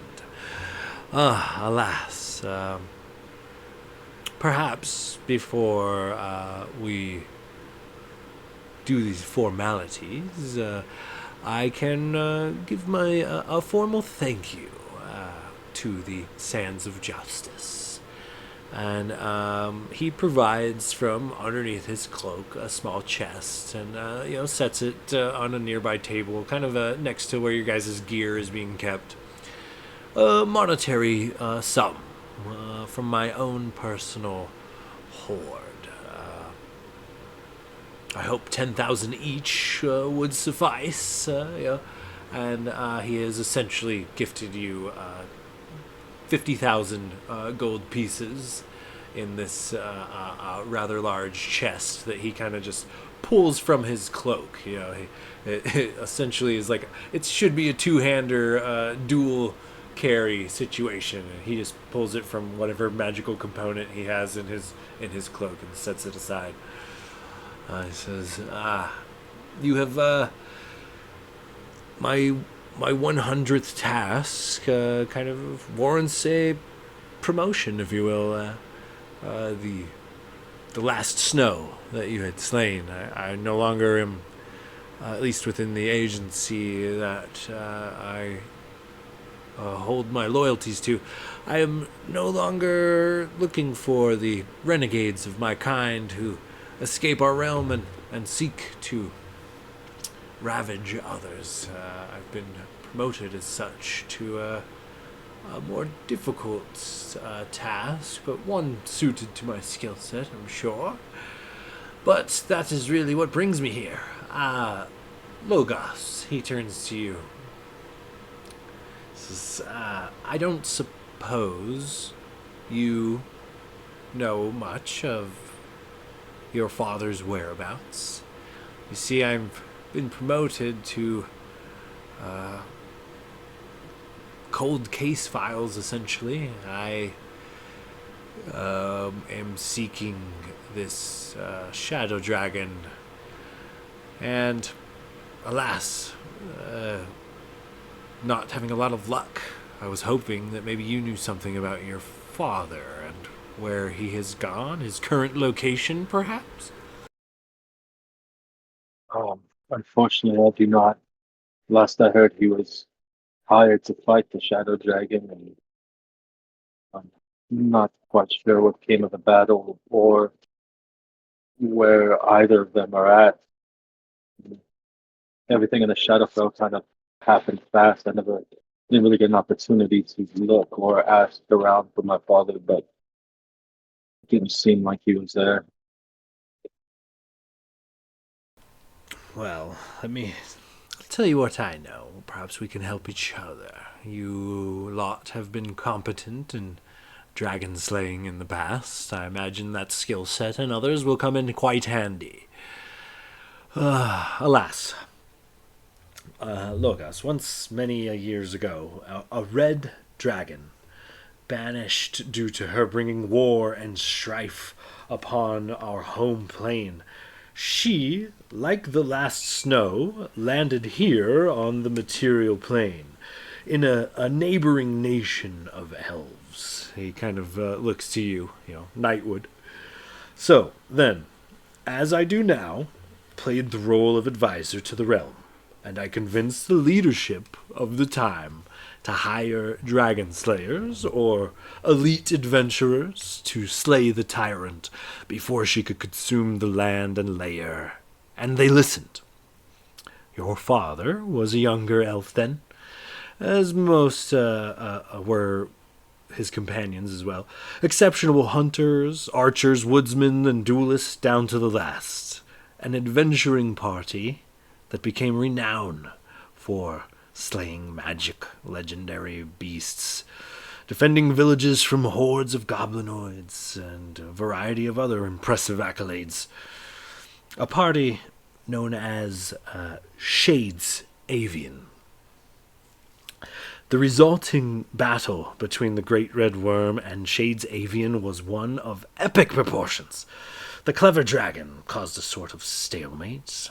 Shades Avian was just a bit quicker, however, and instead of slaying it, they just re-banished the worm, this time to Shadowfell. With the beast banished, the group rejoiced and went back to their homes, even more renowned than before. For 100 years we all thought the problem solved, but the Red Worm was concocting plans to return to the material plane, and after being lost in the ditches of Shadowfell for a century, finally succeeded in her return, morphed forever by Shadowfell into a shadow dragon. Once again, Shades Avian and the beast do battle, on more than one occasion and location in Daanal, Wisech, ending the same way several times, a stalemate. Once again, Shades Avian, being the quicker, had managed to turn the tide and banish the dragon once more, this time to the Feywild. Fearful the worm might return as before, this time the Shades Avian pursue the beast into the Feywild to finish it once and for all. And as far as I know, none of them have been seen since. Now,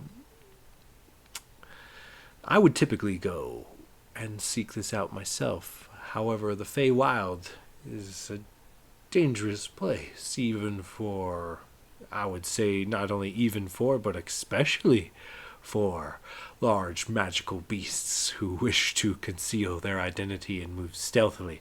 It is almost impossible, but a handful of mortals fumbling through the landscape, that would probably draw much less attention. I propose that you return home, Logos. Return to your mother. Return to your hometown. Find out what you can about your father. I am at a loss. I cannot find him nor the dragon, and I assume that if they have not returned to you or your homestead, that they are still in the Feywild. Your mother might have more information as to perhaps how the Shades Avian was able to follow, but alas, I would be willing to offer another chest of equal size and value, should you decide to perhaps help me with something I think aligns with your interests as well. Will you help me find out what happened to the Shades Avian and the Shadow Dragon? You do not have to slay the beast this time, at least not yet. Depends on what it has gotten itself up to, I suppose. Finding my father was the whole reason I started this journey. Gold or no gold, I'm going to follow this path that you set me upon. Well, gentlemen, looks like we're going to the Feywild. I suggest that you return home and find a path to the Feywild. Perhaps follow your father's footsteps exactly to the letter, if you can. It may help in locating his presence. So if you can travel to the Feywild through the same means as your father, you will have a much better chance of landing somewhere near to him. The Feywild is a plane of existence that is vast. You could end up anywhere. But alas, I suggest that perhaps you mention to the king at your dinner that you have other business to attend to, and I imagine he would be able to aid your your travel to your country, at least to the borders of his own. Logus will get out of his bed, still butt naked, and walk over to Zero Tall and shake his hand. And, thank you, my friend.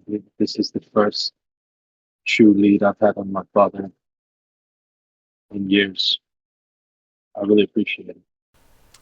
He doesn't even bat an eyelash. In fact, he makes like longing, like meaningful eye contact, and kind of like as you shake his hand, he also comes in for like the hand clasp with the other hand. Yeah, and he looks you deeply in the eyes. I do not know much, but hopefully we will unravel this together, and perhaps quickly. My new station does kind of depend upon it. So, alas, I don't mean to damper the mood. You have just barely recovered from wild interplanar adventures, and here I am asking you to go on yet another. Please, I have a few things to, a few T's to cross and I's to dot, but thank you once again for the last snow and agreeing to help me. Yeah. He gives you guys a kind of a low bow. Now, I am off. Enjoy your celebrations, Sands of Justice. You've certainly earned it. And with that, he goes to depart this little bathhouse. Logus will kind of turn around and face the group. Holy shit, guys. I'm nervous. This is the first credible lead I've had of finding my father since we've started out. Never thought we'd be going to the Feywild, though. Well, I mean, I guess it's only a matter of time. I mean, we found Gladier's adopted daddy, then we found my real daddy, we found Locurs's dark magic daddy. It's only fitting that we find your dad, and hopefully, quite frankly, we'll learn something about Blade and figure out what type of daddy he's gonna have. I'm noticing a theme. Are we just a troubled group with daddy issues? We definitely have daddy issues. I think that's well established. Dad issues. As he reclips and hands the rope back to Blade. So, Blade, Nothing. how's your relationship with your father, Blade? Just out of curiosity. Oh, he went missing.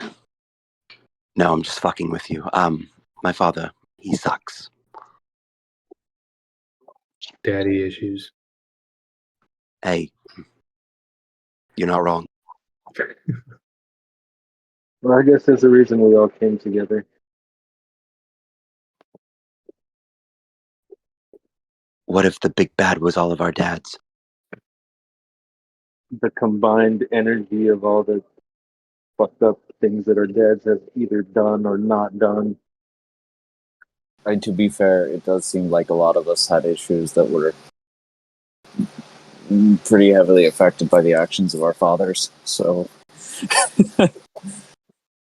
Yeah, well, I mean, except Lokers. I mean, his dad is he's a nice man. Just likes drinking whiskey and hanging out. Yeah, but you're not taking into account Locurs's magic daddy Oh, that right. literally Yeah. called him to Shadowfell to free him, that put us in that whole predicament to begin with. Yeah. We almost died. I did die. Yeah.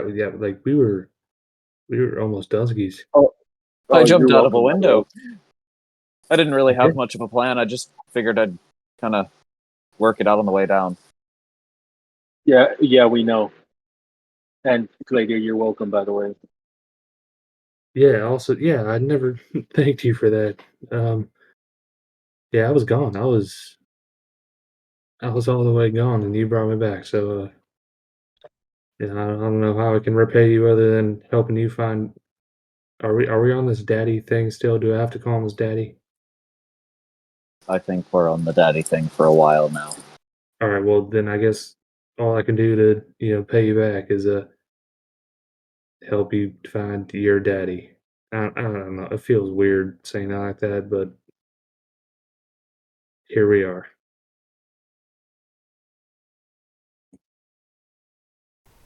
And as such, a bunch of servants kind of enter the room, and they hold the doors open, and they kind of yes, the assembly is assembled. Rather, good. Whenever you're ready, no rush. But they stand like kind of at attention with the holding the doors to the room open. Are all the servants giving us weird looks because 5 grown ass men just said daddy like 30 times in the span of 2 minutes? I mean, they're snobbish high elves, so there is also a multitude of other reasons why they're giving you shitty looks. But yeah, I mean, constant kind of snobby shitty looks. They're torn between ew, immortal, and hey, they fucking saved our shit, you know. So it's like you're getting kind of mixed reviews. That's fair. All right. Don't mind them, Gladier. They're servants. They probably have daddy issues themselves. You make a very good point. Listen, I want nothing to do with my father. Yeah, that's the definition of daddy issues. But So we've established you have daddy issues. Now we just need to know what sort of daddy issues. Blade, What's going on with you and Papa Bear? as this Blade just takes off chasing his shadow. Yeah, I was going to say, as this conversation goes on, Blade, behind all of your comrades, when they're not looking, your shadow turns into a silhouette of your father and shakes his finger at you in disappointment. You son of a bitch.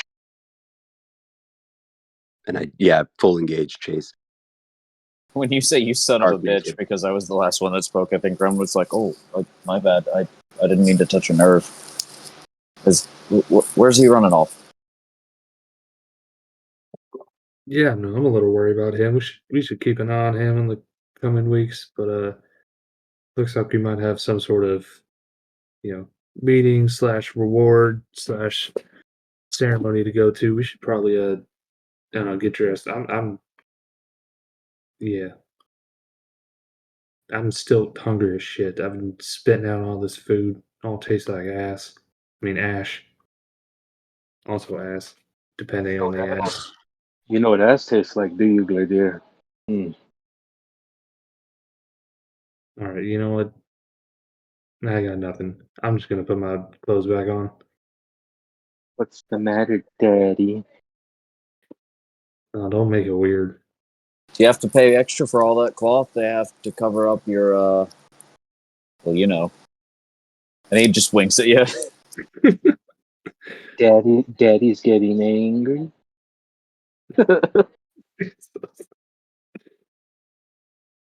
Clater just, shakes his head and kind of grumbles off, but, smiling to himself a little bit, happy that they all made it out of that alive because it really didn't look like that was going to happen. So he's just kind of, playing it off like he's like, fuck you guys, making fun of me and all this stuff. But he's just,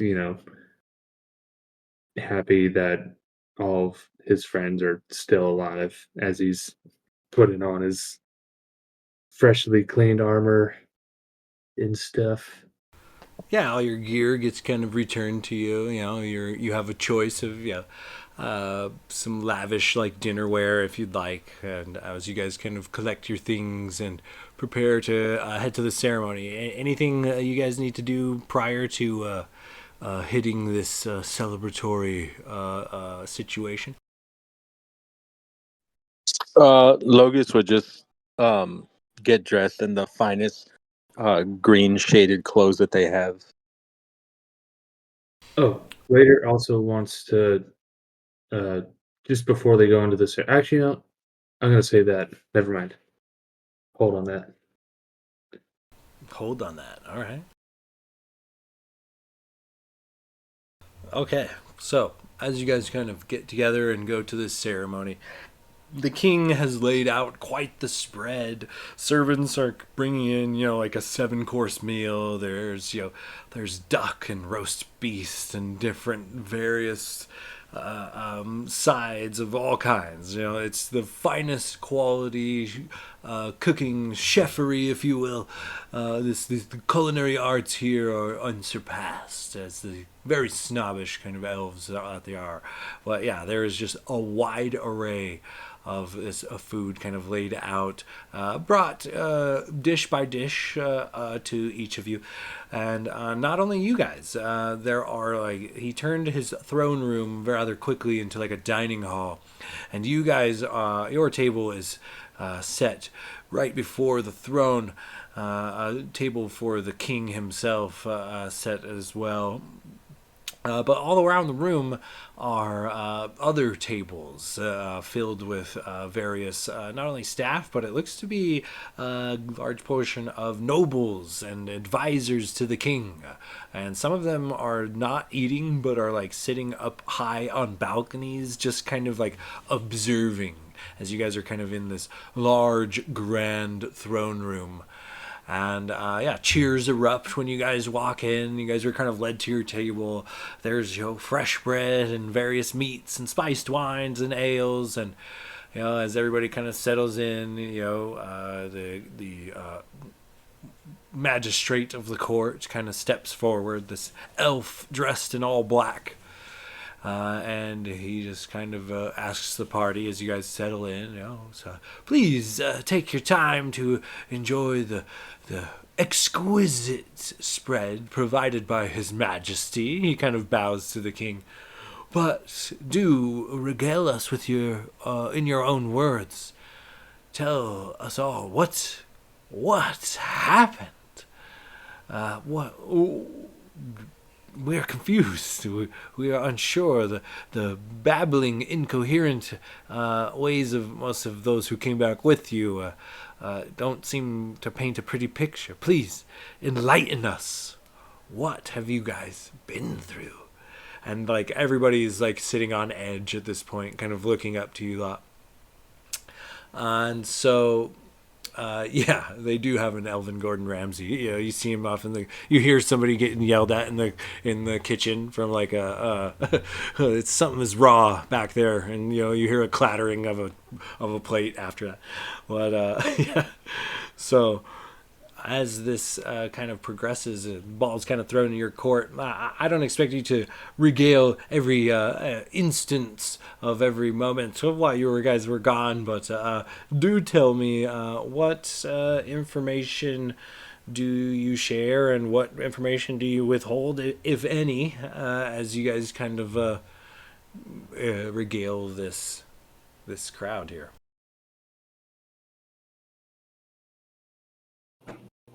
I would think just to keep it simple for people, just tell them how we had to get to the Shadowfell,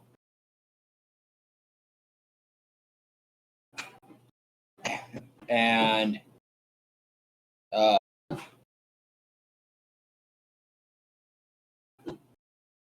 maybe that there's various communities, but then just straight to having to kill some of Amorphous' goons to get to him, finding the tower, and finding all the prisoners, and then defeating Amorphous. They seem kind of, you know, interested in not only your tale and your escapades, but also when you kind of explain how you got to the Shadowfell, like through the Underdark rather. You do kind of mention the Myconids, and that does perk interest as like an unseen potential ally in the Underdark for hard to come by resources. They do kind of make a note of that. And a lot of these nobles and even maybe the king himself would probably ask a question or two about like what you can remember of their society and like where maybe perhaps a rough map from where you kind of entered, if you know, yada yada, etc. That seems to kind of perk their interest rather. And yeah, as you guys kind of regale them a bit, they kind of chat amongst themselves, and some of them cheers you. There's this grand kind of feast going on. There is like some light music being played in the background, and aside from pummeling you guys with questions about your ventures, is there any particular tales that you guys wanted to spin, or is there anything you guys would like to do in this moment as you kind of drink and eat and cheers and celebrate?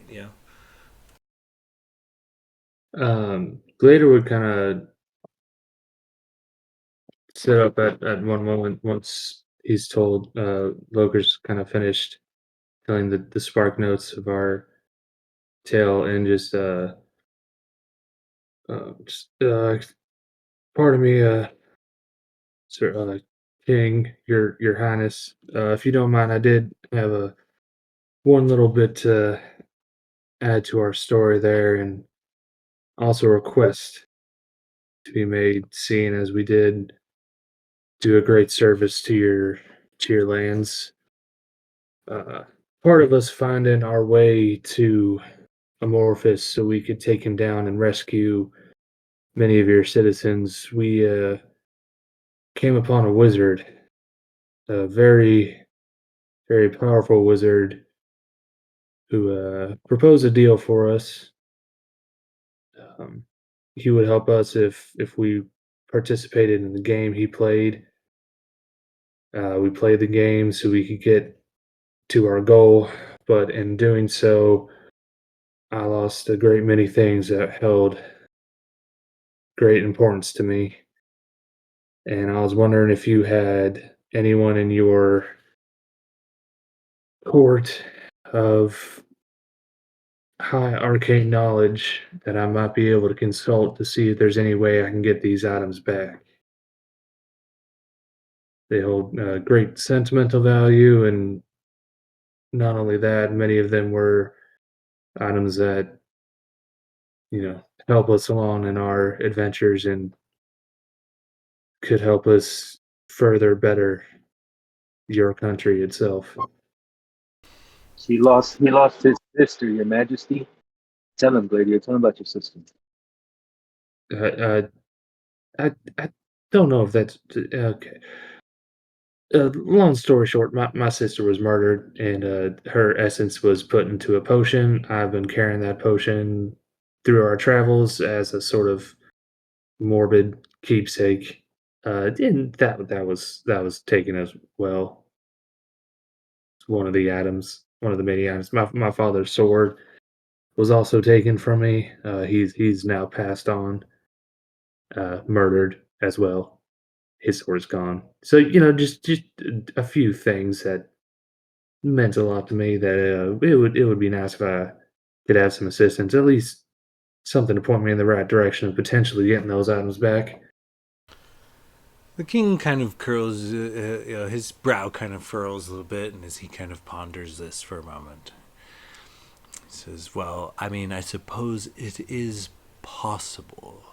It is likely that the items weren't destroyed outright, but rather scattered through the cosmos. They could be on a multitude of different planes. I tell you what I can do.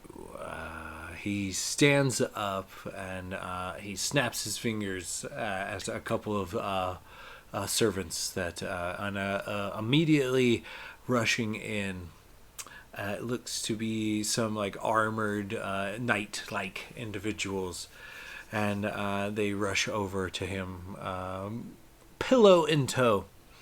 The king walks over to your table, Gladier, and sitting upon this pillow, he sets it on the table in front of you, is a khopesh. It is elvish in nature, and though it is not quite your father's khopesh, it is of exceptionally fine craftsmanship, and it shimmers with a sort of arcane barrier around it. It is visibly enchanted. You can tell by looking at it. This would be a elven Kopesh. No special fancy gadgets or gizmos, but it is a +2 Kopesh. Not only that, Gladiator, but on an armor stand, 4 of these knights kind of come out, each carrying a corner of this armor stand, and they set it down in front of you. And sitting in front of you is a beautiful set of full plate armor, shimmering with these like elvish little accents and things. Though it is full plate armor, it looks as if, it is like a series of like interlocked pieces, and it looks like they were carved to be like feathers. Like it is a very kind of intricate enchanted armor, but it is a +1 enchanted armor for enchanted full plate, and it adds an additional 10 feet of movement to your movement speed should you decide to equip it. Oh shit. Aside from that, he's like, I hope these would suffice to replace your items lost. I will do what I can with summoning and divination, and I will do it here and now. Let me roll this out.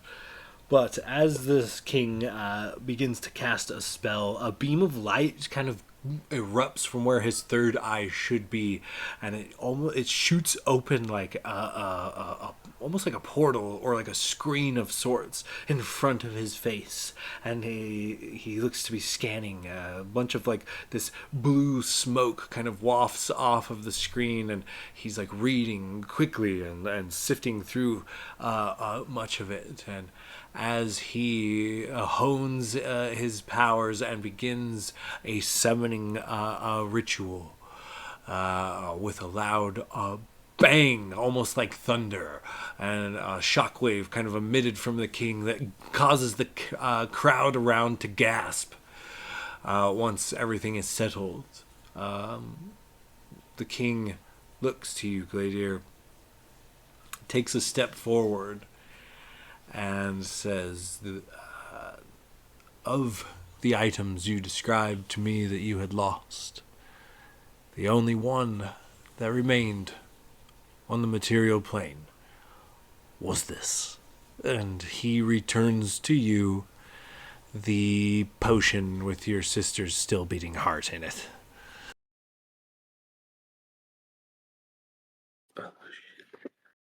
I think Glader would be a little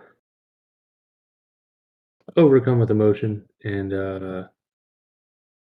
from the amazing gifts, and also getting this little piece of his poor choice of words, but little piece of his sister back.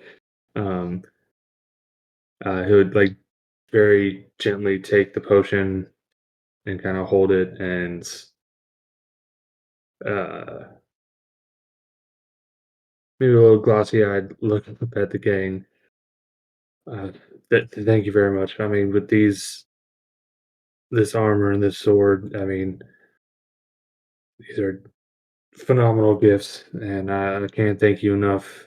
And just having this back as well is means a lot to me, and I appreciate it greatly. I can't thank you enough. And he's just kind of gonna sit back down and just. I think he's a little bit in a shock right now, just processing a lot of emotions. So he's just gonna kind of sit there and cradling the potion. The king kind of nods, and he says, and don't think I have forgotten about the rest of you. And he turns and kind of looks to the party, as though I just happen to have an armory filled with some fancy enchanted things for your paladin here. Each of my citizens that you returned to me, it means a great deal. I know no monetary value could be placed on their lives, but alas, my treasury has donated 100 platinum pieces for every survivor you've managed to return with. I believe you brought back an even 30. So, 3,000 platinum will be awarded to you here shortly. And it does not take long. A couple of real fancy gem-encrusted chests are brought to the table, and though they are small, they are packed full of platinum coins. So, unless I'm mistaken, 100 times 30 is what, the 3,000? So 3,000 platinum coins are awarded to the party as well. Cheers erupt, the nobles go crazy, they're all crying out about how generous their lord is, and some of them are crying out to the party, talking about how true heroes and things like that. But alas, the celebrations kind of wind on.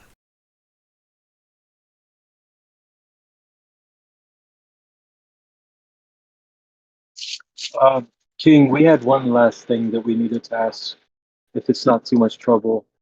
Zeratal gave us some information that seems to be taking us to the Nightwoods. Is it possible to gain passage out that way, maybe some horses, so that we may be able to take off in the morning towards Nightwood?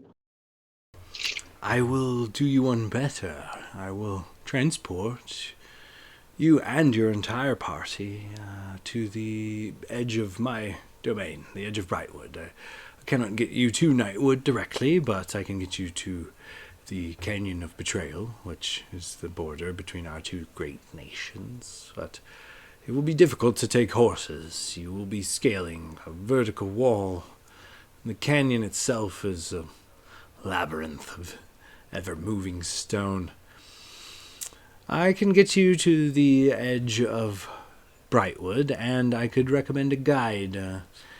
The lizard folk and Yuntai that claim the deadly canyon are not exactly the friendliest of folk, but some amongst them have been known to, in times of need, be allies to the crown. I could send you in the right direction if you would like, and instantly do. Get your fill of wine and food and rest, and in the morning I will take you to the borders of Brightwood, if it is what you wish. What do you think, gentlemen? Y'all want to spend a day or two to maybe spend some of this coin, or do y'all want to take off right away? Yeah, I think we've warranted ourselves at least a day or two to recuperate, spend a little cash, maybe spruce ourselves up a little bit, repair our wares and whatnot. I think that's a safe bet. At least we have direction now, and we could probably stand to do a little research while we're in town. It seems like there's quite a bit of knowledge around here, what with all of the creatures that happen to live for several hundred years. Absolutely. Access to the facilities is guaranteed for heroes of the realm. And if I don't check in with my mom, she's going to come to Nightwood to find my ass, so. Oh, I'd love to see her mom. God, her fucking cooking. Oh, I'd fucking love to see your mom too.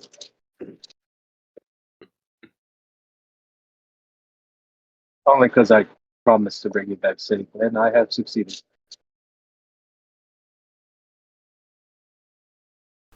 So, as this kind of carries on into the evening, is there anything in particular any of you guys would like to do at this moment?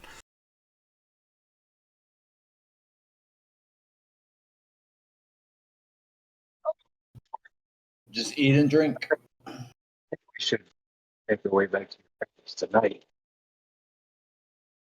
Say that again. You were kind of choppy. I said, I don't know about the party, but Locris, I feel like we should go back to your mom's tonight.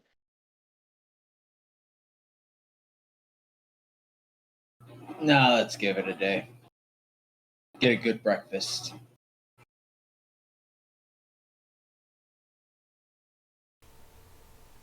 All right, and with that, I think that is where we're gonna have to put a bookmark in our story there, fellas. End the arc right there, and yeah, obviously, defeating Amorphous Perch is definitely a milestone. So the next arc is gonna run through levels 12 to 16. So let's go ahead and level up before next session for sure. Also, man, you guys threw me for a fucking loop that session. I did not expect Renwick to just give up hope. That made me laugh so fucking hard when he's just like yeeted himself out the window.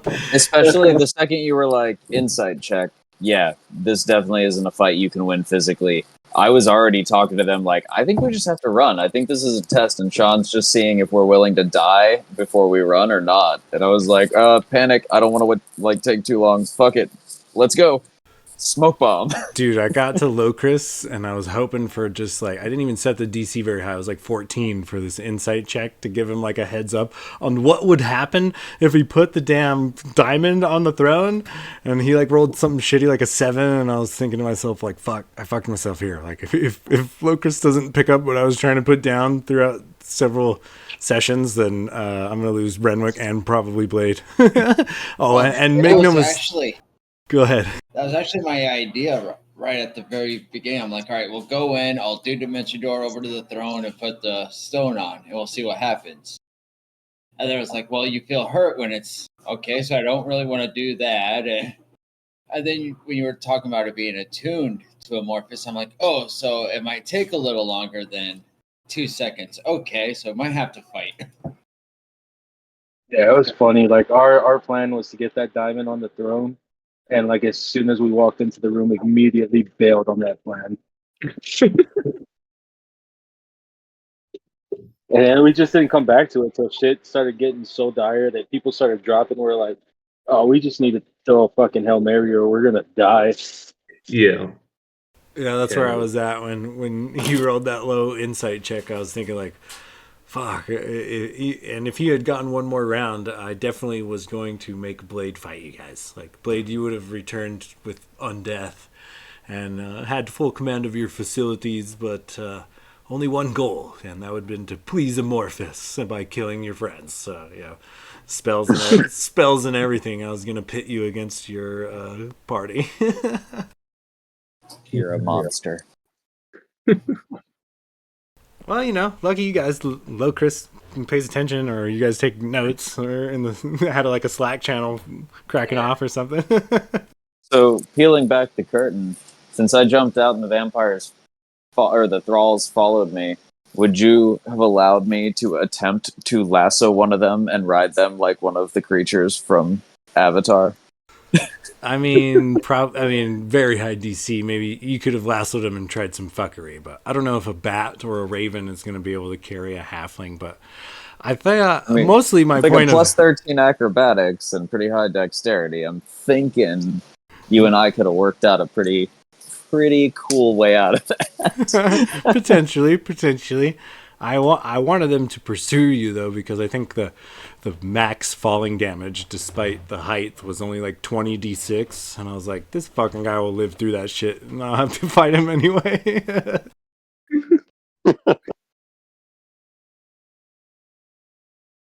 I was actually running the math on that, and I was like, man, if I wasn't at like 55 health right now, I'm pretty sure I could have just jumped out of there and been fine. But instead, I'm going to have to roll the dice and hope that I've got 1 HP left. I would have done something fucked up. Like, you would have only taken so much damage, but you would have like broken a leg, and until you get like a restoration spell or something, you have like half movement or something. I would have made it hard on you. You're tough but fair. It was a good time, guys. That was a good session. So aside from a level up, we'll start the beginning of Arc 4 here in a couple weeks. I think the plan is to hand the DM chair over to Chris for 2-3 weeks type of a situation. Yeah. I only have one backstory right now. And I know Well, Alec gave me an idea for him and Locust. I just need it written so that I can work from it.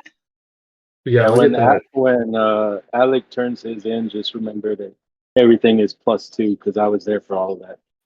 Yeah, I'll write because I have mine already written out because I'm using essentially my backup character for this campaign for yours. So I already have the backstory written out. So I'll just add in the stuff about Logus or Chris or Anthony. God, too many people. Anthony's character being in there as well, and then that'll just be for both of us. All right, and then Anthony, just give me like maybe any insight on your character himself. All right, I'll probably get it to you by tomorrow.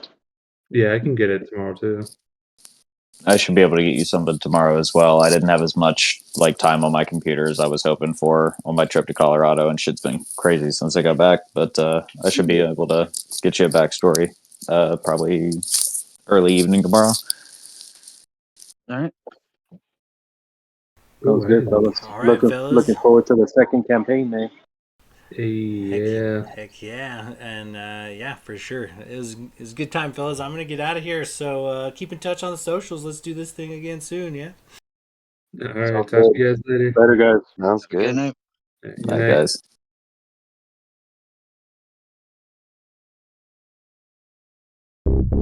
guys.